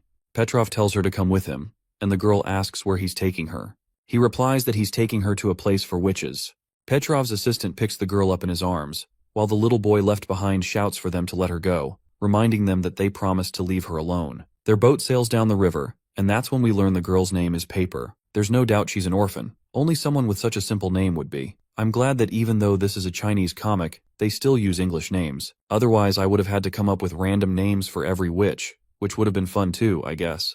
Anyway, Petrov promptly offers her some food while asking why she won't use any blankets. He admits that they are definitely not the most comfortable thing, but they'll keep her warm. As the girl blows on the hot food, she says that she'll make it dirty. Petrov reminds her that the sailors aren't any better off than she is, and this trip is going to take 3 days, so she should make herself comfortable as much as she can. Suddenly, she burns her tongue on the hot food, and she looks absolutely adorable. Petrov then asks her about the boy, wondering if he was her friend. She tells him that he was the one who provided food, and requests Petrov to not capture him since he is not a witch. She further reveals that the boy told her that if they cleared the snow from rooftops in exchange for food, everyone would be fed. With the theater in town, no one is afraid of witches anymore. He's the one who negotiates with the adults as long as she's willing to help. Petrov finds it amazing that this little girl is helping her community to earn some honest food. He then asks her if she got any food. She replies that she did. She cleared 3 roofs. One homeowner chased her away, another gave her some bread, but the fourth house belonged to a hateful woman. He pats her gently and tells her to rest and eat well, adding that in 3 days she'll meet the prince. Of course, the mention of the prince perks her up, and fast forward 3 days, Ambassador Petrov finally meets Prince Roland, who promptly welcomes him back to the border town. Petrov respectfully pays his regards, saying that the honeysuckle family has sent their greetings to the prince as well. Prince Roland invites him to sit, and reminds him that the reason for this urgent meeting is something that could affect the entire future of the western region, including Longsong Fortress. Petrov promptly asks him to explain further, so Roland then reveals his grand plan to build a metropolis, which will stretch from the misty forest in the west to Longsong Fortress in the east. This metropolis would encompass half of the western region. Since Longsong Fortress would be the eastern half of this new city, it would also become the first line of defense against the church, meaning it would no longer be an independent city as it is now. He further explains that the vast territory will be governed by the same laws and managed by the same bureaucracy. The elite will no longer have any influence in government, not even the 5 great families. Petrov finds all of this absolutely amazing because, a year ago, he had a similar thought about moving their defenses to the border town and utilizing the land between them. But Duke Ryan never made it happen, but the prince is taking it even further. There's no doubt that the prince has already made his decision about this territory expansion, and this is the only reason he's sharing this with Petrov now. No one can stop him at this point, and all Petrov can do is protect his own interests in this grand revolution. With that in mind, Petrov asks him how the honeysuckle family can help if the 5 families won't be involved in the government. Prince Roland commends Petrov for his quick-witted thinking, saying he has always been impressed by Petrov's insights ever since he accepted the offer to govern the fortress. He appreciates Petrov's positive attitude and acknowledges that these are intelligent qualities he rarely finds in the elite. The prince assures him that as long as the honeysuckle family continues to serve him, they can manage the Longsong area. Petrov promptly bows his head, saying that he and his father will always follow the Highness's judgment. The prince clarifies that while the honeysuckle family will still have a role in managing their lands, they won't have the same political power as before. From now on, all elites under his rule will have land but won't govern it. All laws and regulations will be managed by the city hall. He further states that land can be inherited just like elite titles, and the honeysuckle family will tend to their own crops, workshops, and other businesses. These will all belong to the honeysuckle family, and no one else will be allowed to intrude on their property. That's his promise. He reassures Petrov that their land won't change, except for the fact that they will have to follow government laws, which may even allow them to flourish more. The prince also tells him that he can return to his own territory and continue the traditional feudal system. However, once he completes the constitution for his new city and starts expanding, that land will no longer belong to its current owner. Once the meeting is over and Petrov is gone, Nightingale pops up, asking if Petrov will even accept this arrangement. The prince replies that he doesn't know. Petrov's agreement alone won't be enough. He'll also need to convince Duke Holmes, and if Holmes wants to remain a feudal elite, there's not much anyone can do about it. Nightingale asks if Petrov convinces Duke Holmes, then Petrov will be the one governing the capital. The prince starts discussing all the political implications and the changes that will come after he unifies Grey Castle. Everything goes over Nightingale's head. She cuts him off, saying there's no need to explain since she can't understand this stuff anyway. Instead, she mentions that a new witch is coming soon, and she's heading out for investigations. The prince asks if she's going alone, and she replies that she'll have Wendy with her since she's better at this kind of stuff than she is. The prince smiles and says he'll leave it up to them then. Apparently, Nightingale needs to verify every new witch who arrives at the border town. Since the new witches have to remove the Stone of Divine Judgment for Nightingale's mist to determine their truthfulness, the prince can't be present in case anything goes wrong. Scroll came up with 10 different identity questions for Nightingale to ask. Since Nightingale can only tell if someone believes what they're saying, the questions have to be straightforward without any loopholes. Even if a witch manages to lie once or twice, they wouldn't be able to deceive her with all the questions. Suddenly, the old man Barov bursts into the scene, frantically asking the prince if it's true that he's recruiting witches at the rate of 1 golden royal per month. The prince agrees right away, explaining that witches are being paid the highest, making it literally the best-paying job in this age. The old man suggests that if the prince wants witches, he should ask the people to find them, just like when he asked them to expose spies. He argues that the people have the sharpest eyes, and they can be rewarded for their efforts. The prince reminds him that this approach isn't much different from what the church is doing. He hopes the witches will come willingly, and that they can continue to use their own power. You see, issuing rewards for witches might create a frenzy around them, and people could start treating it like a business. That's when Wendy appears and says they've verified the new witch's identity, and she exactly matches Ambassador Petrov's description. The prince reminds how he knew too much caution was unnecessary. But Wendy responds that it's necessary because his personal safety is their top priority. The prince then tells her to bring the girl in, and they quickly usher the little timid girl into the room. Wendy reassures her not to be afraid and introduces her to Prince Roland. As soon as the prince sees her, he can tell she must be panicking inside, since she is in a completely unfamiliar place. So adapting to a new life might take her a long time. After all, she's just a little girl who doesn't have Agatha's intellect or Anna's tenacity. Even Moon and Lily had each other as sisters for support. He then tells Wendy that there's no need to test the girl's abilities just yet. He suggests she should get used to this new, unfamiliar place first. Wendy decides to give the little lady a well-deserved bath, and she'll be staying at the witch branch for now. Later we find ourselves in a steamy bath scene, where Wendy is gently giving a warm shower to this timid girl. Wendy reflects on how taking care of new witches has practically become part of her job, something the prince specifically assigned to her, especially since she's good at comforting others. She had felt a bit sad not having any witches to take care of for a while, but now she's happy she can be a big sister to someone again. She then notices how skinny this child is, but she is relieved that she is a witch, and with some proper nutrition, she'll bounce back to normal soon enough. Wendy checks the water temperature to see if it's not as hot anymore. She helps the little girl step into the bath, and as soon as she does, the kid feels a shiver run down her spine. But pretty quickly, she starts to chill out as she gets used to the warm water. Wendy begins to rub the girl's back and asks Paper when she awakened as a witch. The girl replies that it was 2 years ago, back in winter. Wendy smiles and says that's pretty common since most witches wake up during the months when demons are out and about, and it's said that magic is at its strongest then. The little girl asks if that means they have devil powers. Wendy, being the big sister, corrects her and tells her that this is absolutely not true. Being a witch is totally normal. The only real difference between witches and mortals is that we have amazing powers. She adds that a few hundred years ago, witches were considered the children of God. She further assures her that having magic is as natural as breathing. The girl asks if her powers will grow. Wendy agrees and says they'll definitely get stronger as she gets older, but she'll need to work hard to control the energy. Otherwise, she might go through anti-phases, and the church uses this to spread lies about witches being possessed. The girl looks pretty down about it. Wendy realizes that since it's her second year of awakening, she probably felt some of that awakening pain last year. To cheer her up, Wendy reassures her that now that she's in the border town, everything will be all right. She explains that if she hurries and starts practicing, this year's awakening day will be a piece of cake, and everyone will be there to support her. Suddenly, Lily bursts into the bathing room, super excited to see the new witch. She says Moon wants to see her too, but Moon claims Lily is the one who wanted to check her out. The girl panics when she sees them and sinks deeper into the bathwater.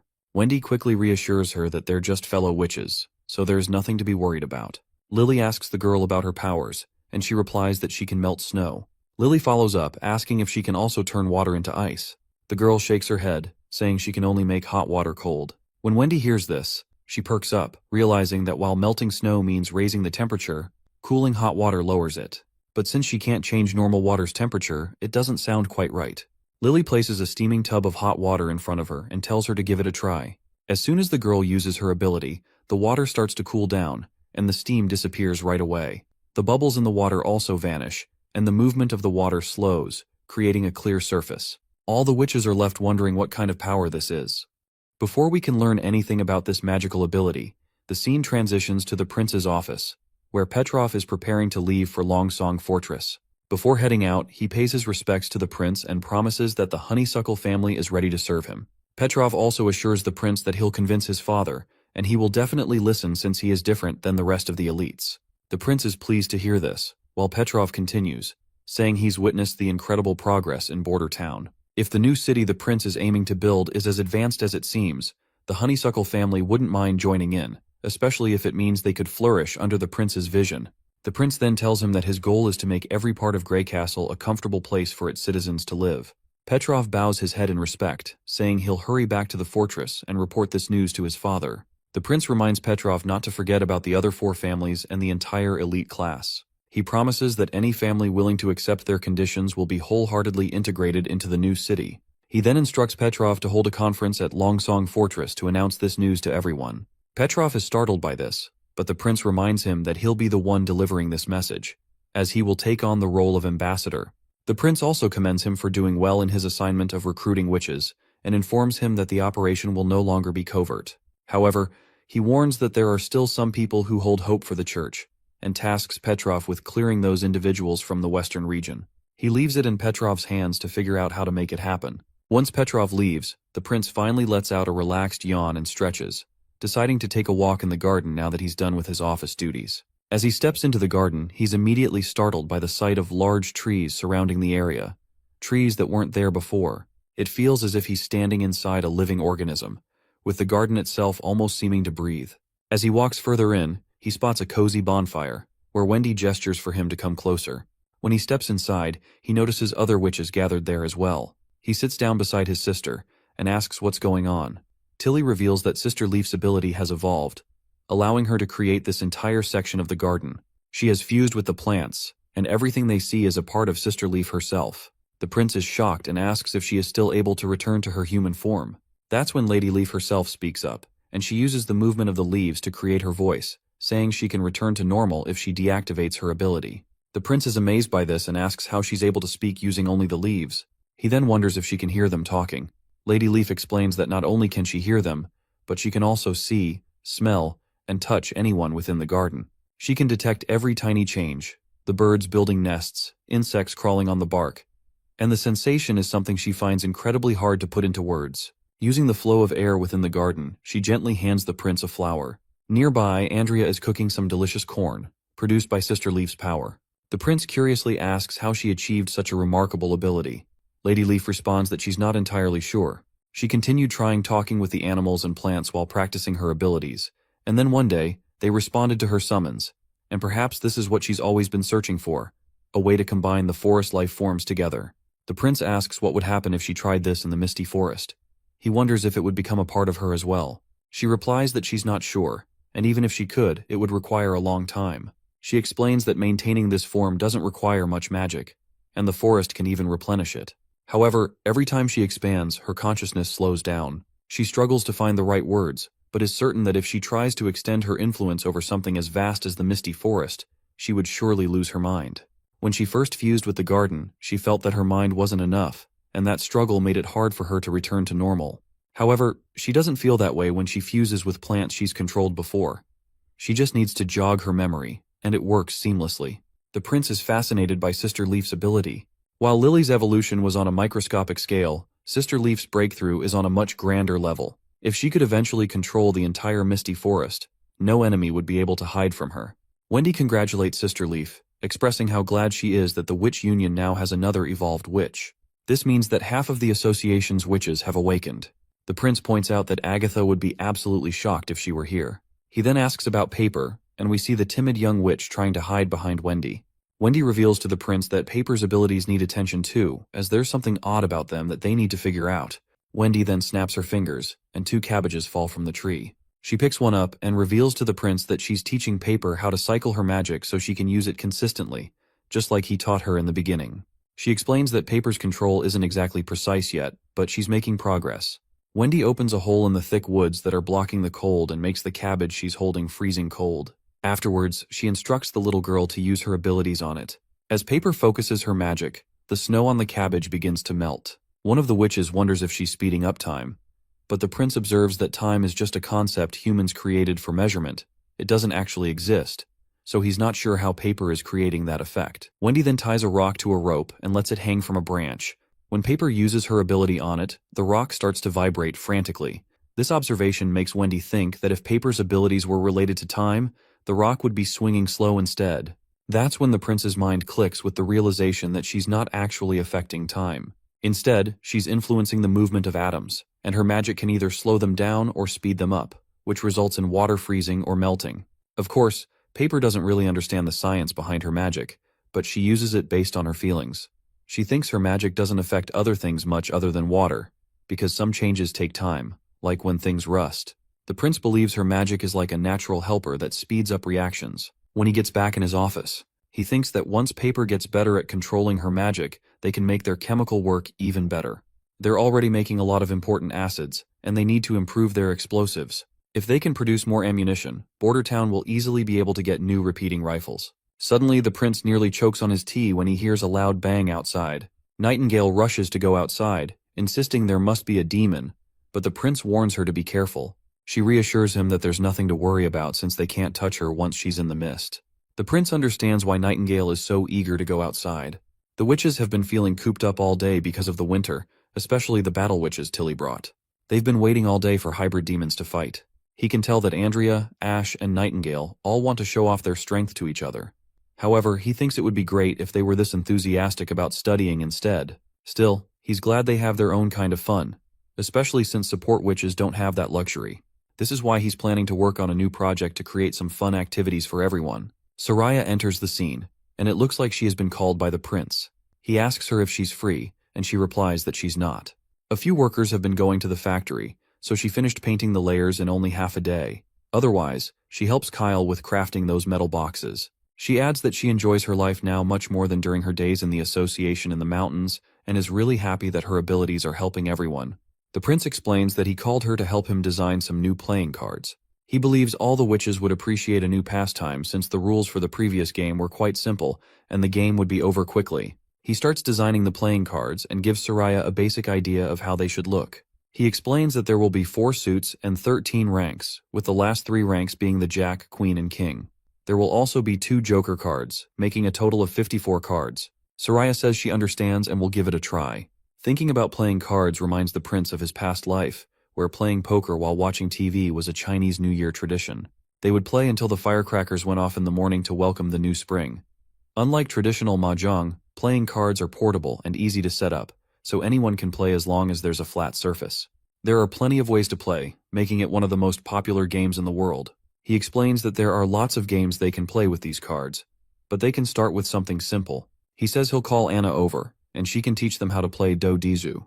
The scene transitions to the bustling market of Border Town, where Eileen is torn about whether or not to buy some meat. Her husband Ferlin explains that every piece of meat is priced by weight, so they can't really get a better deal. He asks if this is because she prefers lean meat, but he reminds her that it won't taste as good if there's not enough fat. Eileen replies that the best cut has a decent balance of both lean and fat, making it suitable for frying in a pan. She knows she has to pay attention to pick the best one. As she's selecting the meat, Ferlin decides to grab a bag of flour. As he walks around, someone calls out his name, and we see that Ferlin is quite popular at the market. I guess this isn't surprising since he was the first knight of the Western region after all. Once it's Ferlin's turn to grab the flour, a little girl greets him over the counter, excitedly telling him that she's an official apprentice and currently working in the agriculture department. Ferlin congratulates her and wishes her good luck, then asks for the bag of flour. A guy quickly brings it over and hands it to Ferlin. The little girl flashes a smile and tells him to visit again later. As Ferlin walks away, he notices Agatha.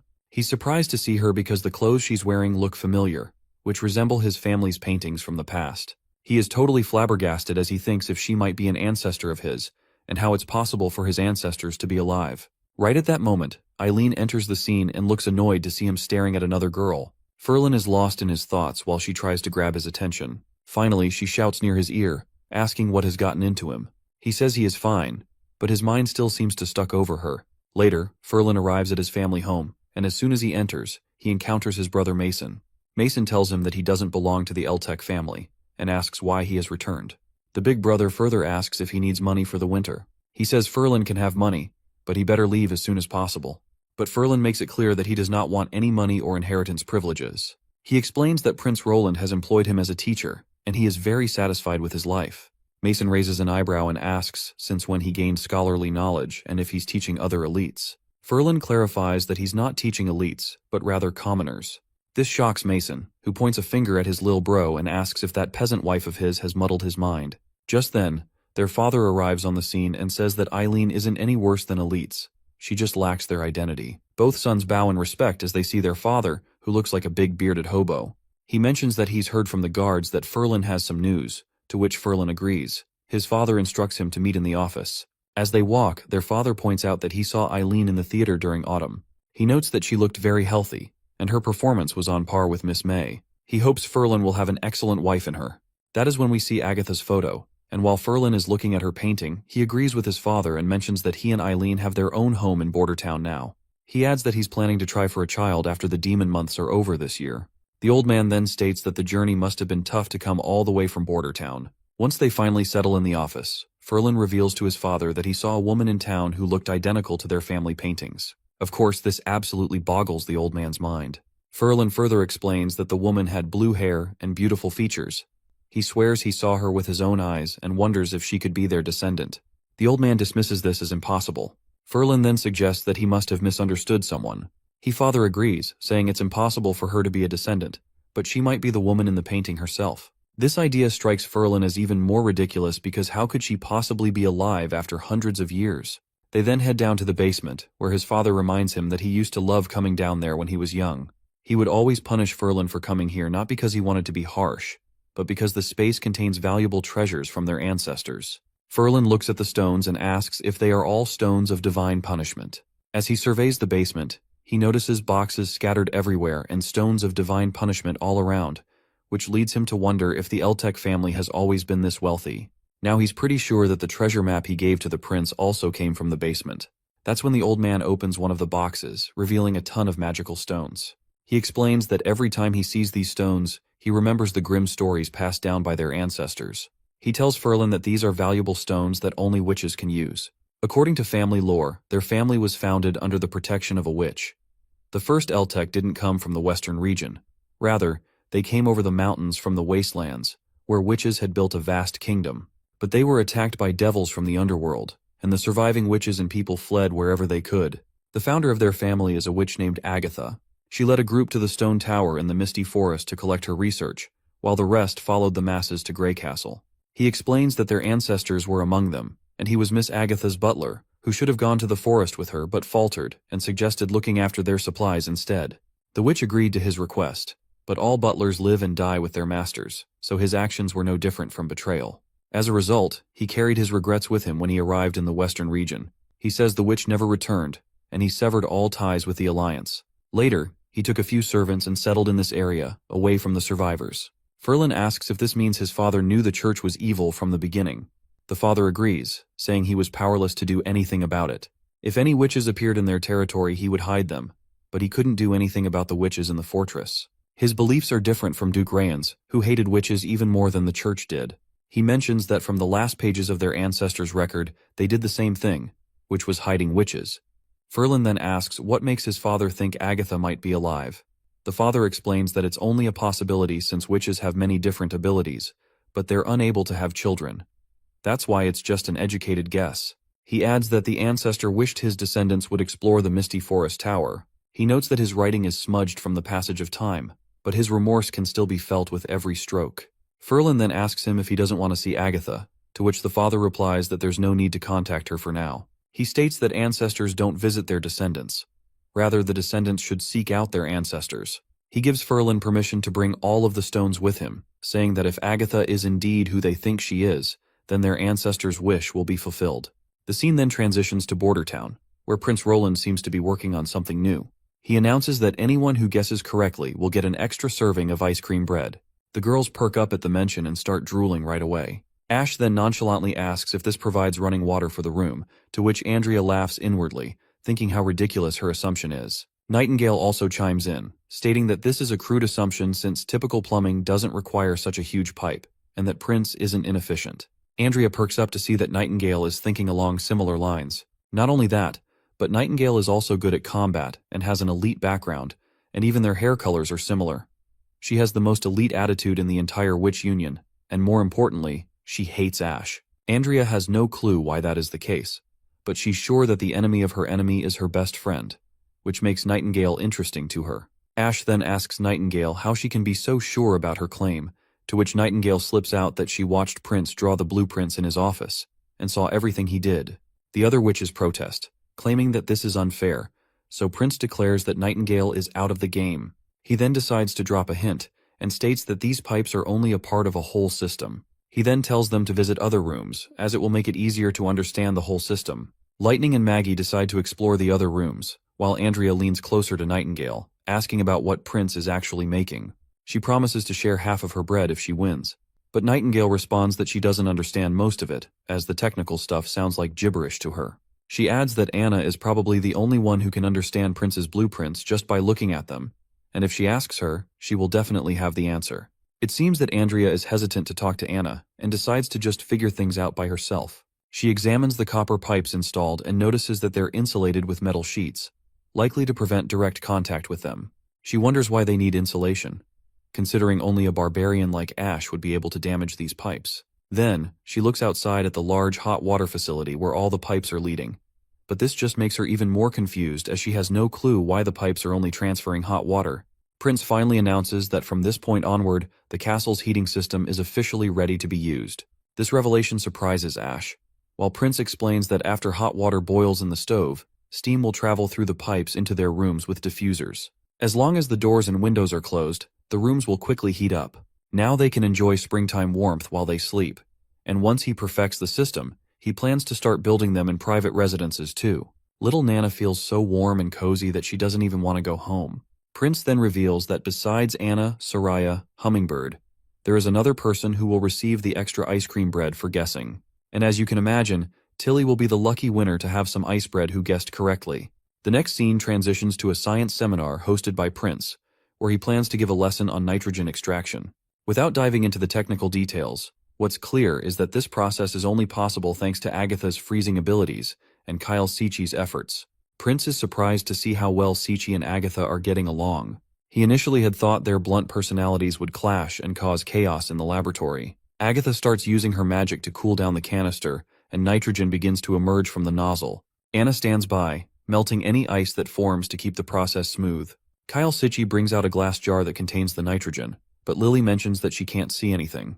This prompts Prince to ask his first question, which is how can they prove that this gas is different from oxygen? 3 students immediately step up with answers. The first one is Princess Tilly, then Agatha, and lastly, it's Anna. After giving their thorough answers, the 3 women smirk at each other, acknowledging each other's intellect while also showing a subtle competitive tension, as if they are quietly competing to outshine one another. Prince couldn't help but feel proud of the top students. Meanwhile, the less academically inclined ones were clearly struggling to grasp the concepts. Even Barov had no idea what kind of sorcery is this. He turned to Iron Axe, asking if he understood anything, to which Iron Axe replies that he has no clue what is going on, but he sure knows that this all sounds cool to hear. With nitrogen now secured, Prince is thinking ahead to producing nitric oxide, key for making nitric acid, and he knows Anna's skills will be critical in this process. The scene shifts to the town wall, where soldiers are dutifully keeping watch. One of them points out that the witches have arrived, and as they look, they can't help but marvel at how beautiful the witches are. It's a far cry from what the church had led them to believe, and they fed everyone that witches were ugly and terrifying monsters. Right at that moment, they notice some commotion, and as we get a closer look, we spot this giant hybrid monster along with other demon monsters too. The soldiers start to panic, wondering if it's an underworld devil, and they're sure their rifles are just as good as water pistols against this behemoth. Only an artillery team could stop it. With the speak of the devil, the artillery shows up and quickly fires a shell, but it misses its mark, and the monsters keep marching toward the wall. The soldiers decide to shoot the demons within their range, while Ash and Andrea step forward to take the monster head-on. The soldiers glance at the witches, wondering if their magic can even take down those monsters. But before anyone can do anything else, everyone's shocked as a booming voice rings out, and a shell pierces through the big monster's chest, killing the big sucker with just one hit. Some soldiers are absolutely thrilled, while others are left in awe. But pretty soon, they all start hugging each other, celebrating the fact that they literally just took down a devil from the underworld. They all praise the prince while the witches smile, seeing how effortlessly the victory was achieved, all thanks to the prince. Agatha, on the other hand, is losing her bananas as well. She can barely believe that this weapon took down an underworld terror beast with just one hit. The prince then asks if that's the name of this hybrid demon, and further asks her if she has seen these in the fertile lands as well. Agatha confirms she has definitely seen them before, because they used to spawn in packs. They're incredibly tough for witches to defeat, and even devils struggle against these monstrosities. Many cities and towns were raided by these beasts, but they only appear during the months of demons. She goes on to explain that the arrival of the red moon is when magic is at its peak, and many witches are born during that time. Devils and demons also grow especially powerful then. Agatha adds that she closely studied the history books he gave her, and she calculated that humans should have at least 20 to 50 years until the next red moon, so it's impossible for this monster to appear now. But the prince points out that the monster did appear, asking what that means. Agatha grimly responds that it only means we don't have much time left. She reveals they only have 5 years at best. The prince snickers at this, and Agatha asks if he really thinks that's enough time to prepare. She explains that this pattern held true during the First and Second Divine Wars, but now, time seems to be shrinking, and it could get even worse in the future. He explains that the reason he was snickering is because he thought the red moon would arrive early, maybe even this winter. But according to his 5-year plan, by then, their population and resources will be at a decent level, their tactics will improve, and if they fail in battle, they'll have a retreat strategy to ensure survival. His most important goal right now is to build 2 to 3 industrial cities, grow their population, and sustain their army's firepower, food, and supplies. He emphasizes that people are the heart of their supplies, so boosting education and employment is essential. If they can fill the entire wall with weapons like the one that took down the monster, they might just be able to stop the devils. Agatha then says she finally understands why she is working in the lab. Apparently she has been contributing in work related to producing cannons. She promises to do her best to provide distilled nitrogen and oxygen as long as the prince can defeat the devils. To this, the prince confidently assures her not to worry. They will definitely win against the devils. As night settles in, we see all the witches gathered around, playing cards, a game the prince recently introduced. It looks like Ash is having a rough time. She keeps losing over and over, which is driving her nuts. They ask Evelyn if she wants to join in, and she asks what the game is about. Andrea explains that it's a gambling game where the person with the most slips on their face wins, and the loser has to give up their ice cream. Evelyn raises an eyebrow and points out that finals are coming up, so why aren't they studying? Andrea shrugs, saying the foundational classes are pretty easy, and she's confident she can ace them without studying a single word. This doesn't surprise Evelyn, considering Andrea is one of the elites, so she has way more knowledge than the average person. Evelyn starts feeling inadequate, thinking about how even Ash and Xavi already know how to read and write while she feels like she herself is at the bottom of the barrel. Evelyn tells them she can't play cards because she needs to study, so they should go ahead and have fun without her. The three ladies are confused about what's gotten into her but agree and let her be. Andrea quickly dives back into the game, and they spend the night having fun. The next day arrives, and the first thing we see is Andrea in the examination hall, feeling quite relaxed. She's excited that after today's exam, the first section of their studies will be over, and everyone will get ice cream bread as a celebration. Andrea is especially looking forward to taking Ash's and Xavi's share since they lost to her multiple times in the card game. She can't help but smirk, imagining them handing over their cakes to her. Lady Scroll distributes the exam papers to everyone, and as soon as the test starts, Andrea starts breezing through it, while Ash is startled that the test has started already. As Evelyn struggles with the exam questions, Andrea confidently finishes the first sheet. But when she flips the paper over, she's immediately hit by unexpected questions she never anticipated. All of these dots and lines do not make sense to her at all. She then suddenly remembers that Nightingale is also an elite witch, so she must know the answers. Andrea sneaks a glance at Nightingale, only to be met with a clueless expression. Now even more nervous, Andrea looks over at Evelyn, who is also trying her best to solve these problems. Maggie also seems to know what she's doing. Then she looks over at Ash, and, not surprisingly, Ash is struggling just as much as she is with these baffling questions. Looks like Andrea is totally screwed with this exam. Later, Lady Scroll collects all the tests and brings them to the prince. The prince smiles as he checks the papers, thinking about how fun it can be sometimes. He enjoys seeing the variety of weird answers students come up with, and he can almost feel their pain and anxiety through their writing. Suddenly, Nightingale pops in, demanding to know why Anna didn't have to take the test. The prince casually reveals that Anna didn't need to because she helped write the test questions with Scroll. Nightingale is stunned to hear this, but then she asks about Tilly. Why didn't she have to take the test? The prince explains that Tilly was responsible for reviewing the test beforehand to make sure there weren't any errors, and she aced it with a perfect score. This revelation throws Nightingale even deeper into despair. The prince reflects on the exam results, noting how much the Slumber Island witches have improved. Evelyn and Sylvie both passed, with Evelyn making the most impressive leap, raising her score from 5 to 62. Even though she still scored the lowest of the three, he can see she put in a lot of hard work. However, it's a different story for the three new battle witches, whose scores are all quite low. None of them managed to pass the 50-point mark. He figures it's because they didn't attend most of the classes, and their language skills were particularly lacking compared to other subjects. But Nightingale fares even worse among them. Despite studying with everyone else, her scores are even lower than last time. The prince muses that maybe she's just not cut out for academics. I can't help but think about how Nightingale has one of the most badass abilities among all the witches. I sometimes wonder what her powers might look like if she evolves. Anyway, Prince laments how she barely got anything right on the math and science parts. Her formulas were completely off, but somehow she nearly nailed the multiple choice and true-false questions, which is a mystery Roland couldn't figure out. Later we see Maggie cracking open an egg, and her lucky star shines so bright that she gets 2 yolks from 1 egg. Even Sister Lightning feels a little jealous about that.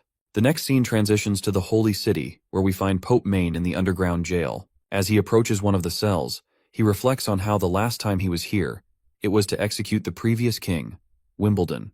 This time, though, he's here because of Zero. Once he enters, he asks her how the disciplinary whip feels and hopes she understands what it means to obey him after this. She teasingly asks him if by obey he means her obedience to him specifically, or if he expects her to be courteous to the other archbishops as well. Pope Maine makes it clear that she will need to fulfill his commands, and if he needs her to help the other archbishops with their tasks, she'll have to listen to them. She readily agrees, saying she'll do as he says. At that moment, he tells the soldiers to release her handcuffs. Once they're off, he informs her that he has a mission for her and asks her to come with him. He reveals that the months of demons might last for 5 this year, posing a great challenge for the Holy City and even worse for other areas. He wants her and the other pure witches to leave for Grey Castle and assassinate the rebels Timothy and Roland Wimbledon while everything is still chaotic. Zero just snickers faintly, which angers Maine, and he asks her if those whips weren't enough to tame her. Right at that moment, a light begins to shine brightly in her chest, and Maine finds himself transported to the old Holy City, the time when he first became a follower of the church. The fact that Maine landed in this place reveals that it holds the most memorable moments for him, which Zero finds quite fascinating. He asks her why she's crossing the line by using her powers on him, to which Zero simply shrugs and says she's well aware of what she's doing. But she reminds him that since they are in the world of mind, they have more time than they could ever use, and there is something she wants to explain to him slowly. Of course, Maine already knows that this place is a battlefield of souls, where victims fight their invaders within their consciousness. The winner takes all, and the loser takes the fall. It's a rare type of summoning, almost unavoidable without the stone's protection.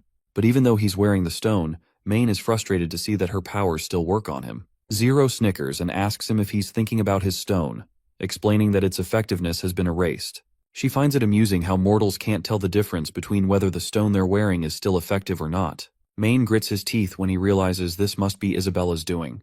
He knew from the start that these two were unreliable, and he's frustrated with himself for not using them to produce divine punishment soldiers when he became pope. Anyway, he asks her when she removed the stone's effectiveness. Zero reminds her that he had locked her behind the bars, so how would she knows? Maine tries to keep his cool and asks her if what she's doing is revenge for him punching her. He reminds her that even if she kills him, the entire Hermes base is surrounded by stones, leaving her nowhere to run. Once he returns to reality, she'll be detected by the divine punishment soldiers and captured. When they interrogate her, she'll realize that the punishment she's gone through is just child's play. Zero snickers and lets him know that she isn't planning to escape. Instead, she wants to take his place and become the pope. Maine calls her way of thinking ridiculous and reminds her that he is the one who is trusted by their followers and the masses. It's funny how she thinks they would recognize her position if she killed him. She then reveals to him that she doesn't have to show herself. She can just be the pope's messenger. O'Brien always stayed in the temple and wore a mask when he went out, so no one would ever notice there was a different pope. But Maine reminds her that she won't be able to hide it. Once the divine punishment soldiers see him missing, she'll be captured right away. He's sure it's not too late to release him, and she will let her off the hook. The girl approaches him and reminds him that once the battle of souls begins, there's no stopping it. Maine gets more annoyed with each ticking second. When he asks her what she exactly wants, she tells him that even giving up would be a wise choice. These words strike Maine hard, because they're exactly what the previous pope had told him. It seems like the former pope already knew this was going to happen. To clear up any lingering doubts, Zero also claims that the previous pope had arranged this battlefield for them. Once it ends, the one who is still alive will become the real ruler of the church. She then tells him not to look too sad because the church was built by the Alliance, and O'Brien did this to give witches a chance at redemption. If he wins, he would acquire her memories and experiences, which is a treasure worth 200 years. Maine asks her what she plans to do with the church if she wins.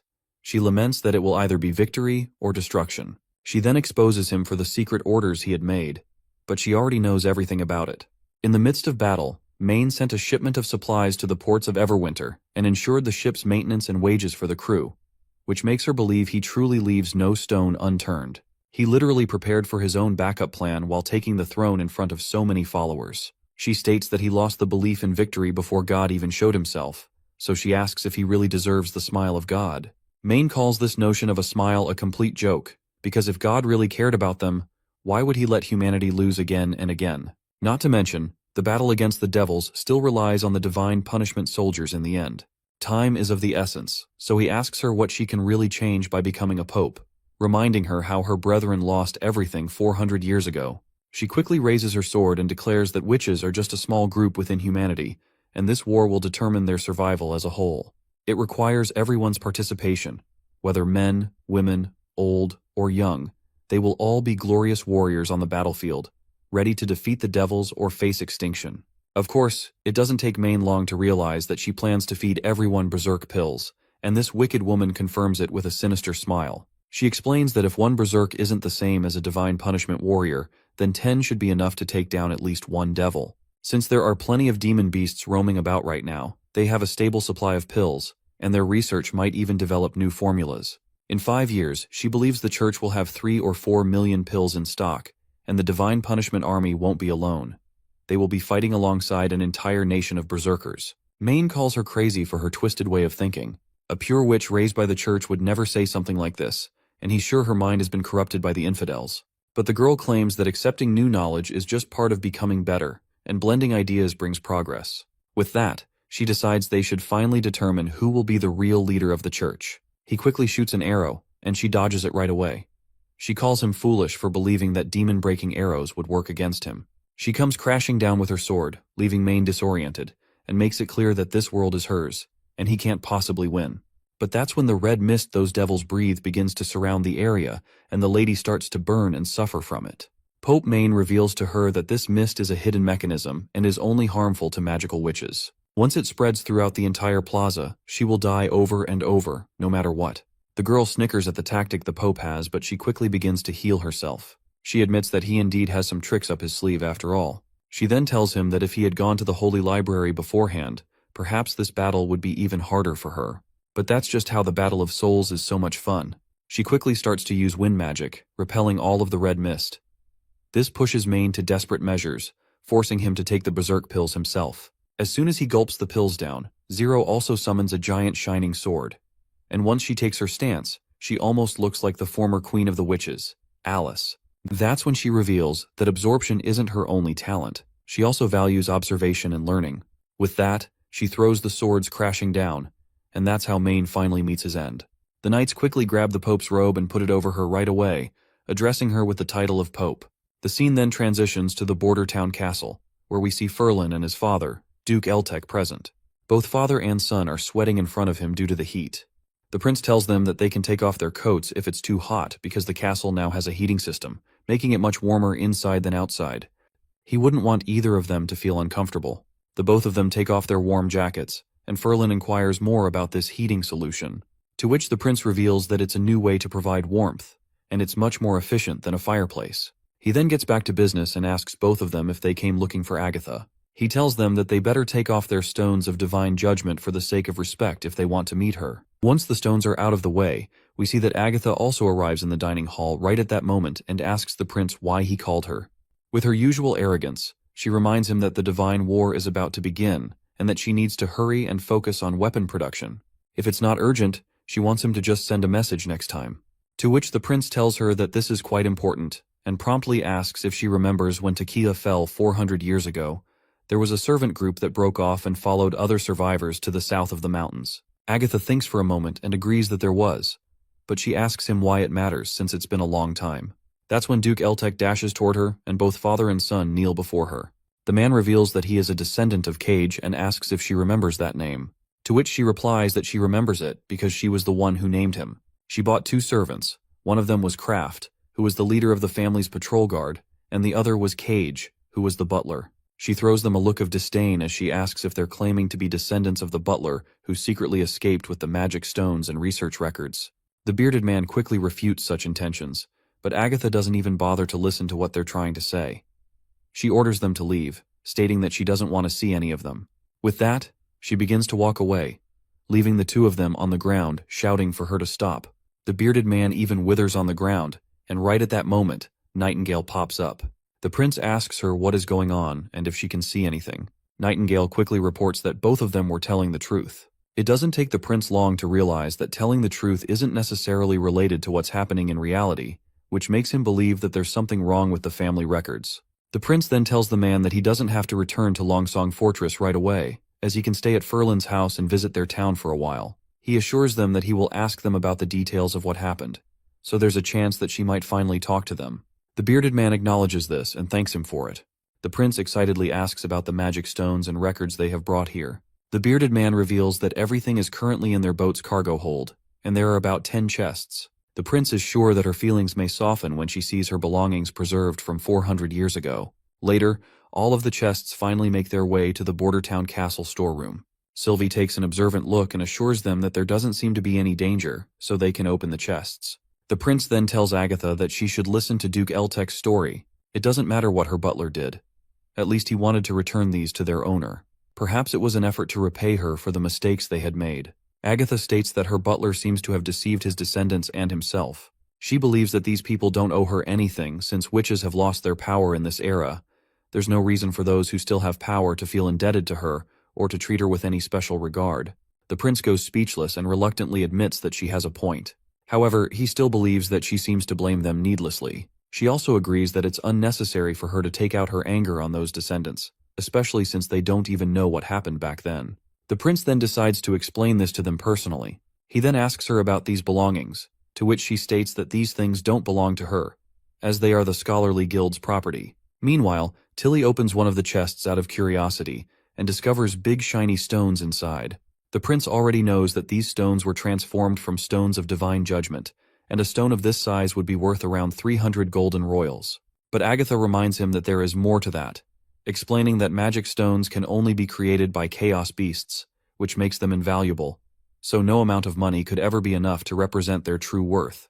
Tilly grabs one and asks what kind of stones these are since they don't seem very portable. Agatha explains that they are glowstones. She pours a little magic into one, and the stone begins to shine brightly with a blinding light. The prince is quite excited to see these because they are an excellent source of light before the era of electrical engineering. Anna then asks how these stones were chiseled to different sizes since they were originally stones of divine judgment.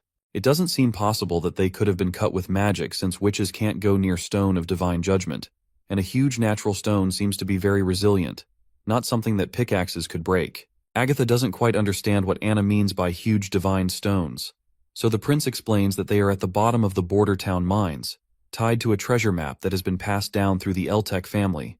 They also used it to find her laboratory. The lady smiles and agrees that the map was indeed used by the scholarly guild to mark the locations of stone veins, prepared for future holy cities. This leaves everyone present feeling a bit clueless. So Agatha further explains that every holy city was built upon veins of divine judgment stones. Besides facilitating research on the relationship between magic and its stones, it was also to prevent conflicts between witches from spreading over large areas.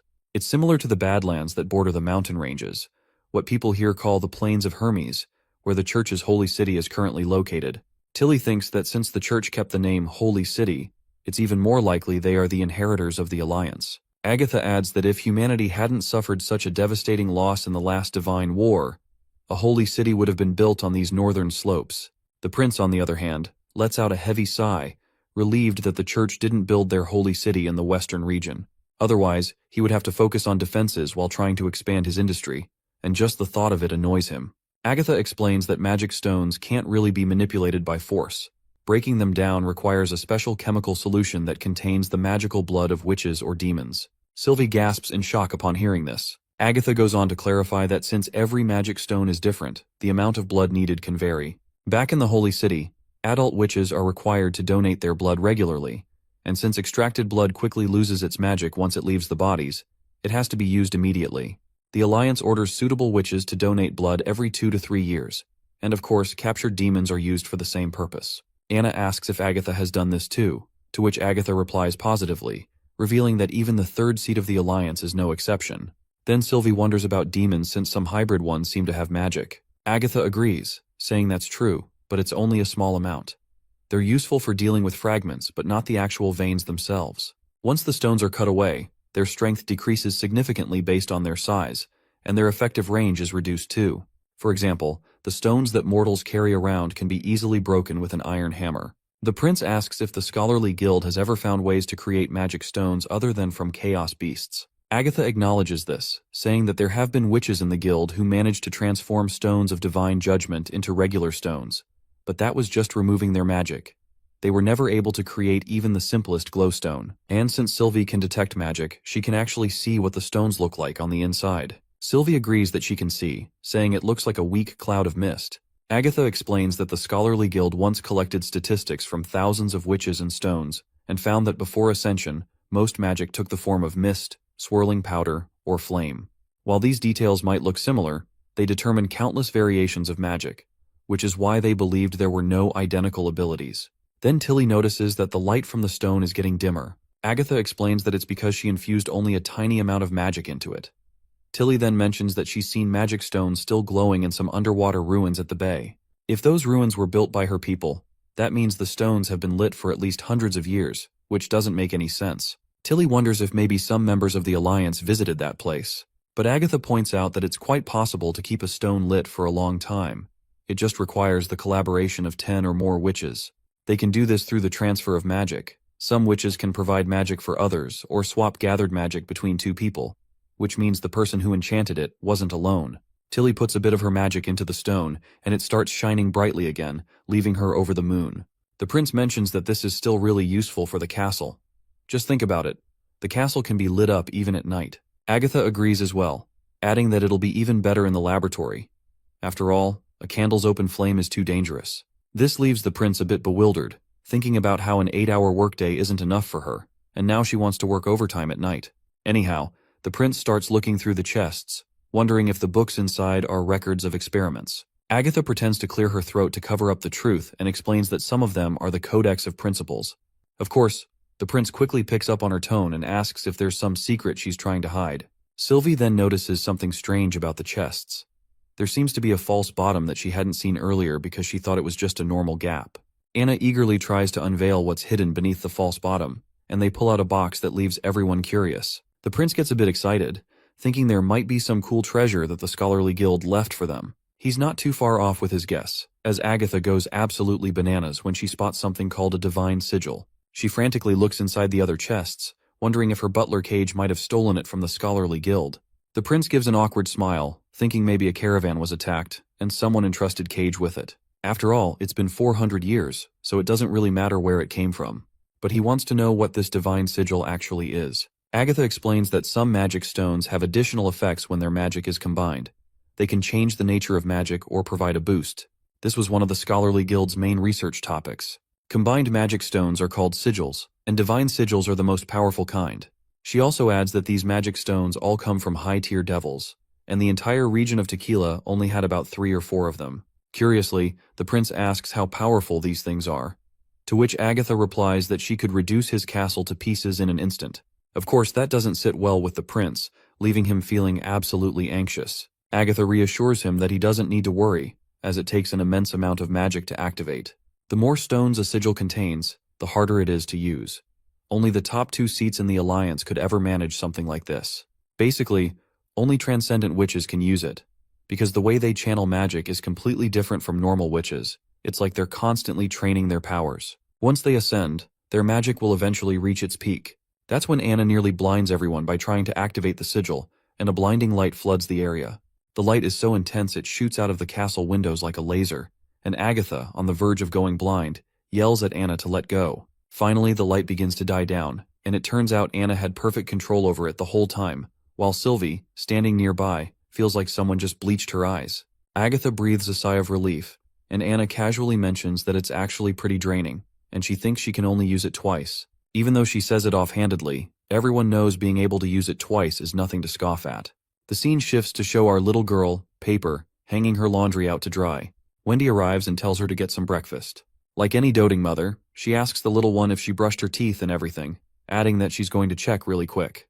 Wendy promptly hugs the girl, and she can tell that Paper is indeed clean through and through. Then she takes Paper's hand, and they walk together toward the dining hall. Once they arrive, we see Lightning and Maggie arguing over who will try using the sigil first. Eventually, Lightning decides to give it a go. As she warms up before starting, Paper asks what they're doing.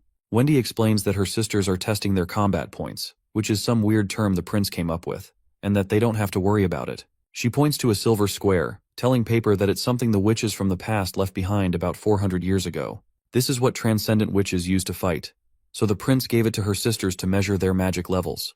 Lightning tries her hardest, but after all that effort, she barely manages to make the sigil shine a little, with only 2 gems lighting up.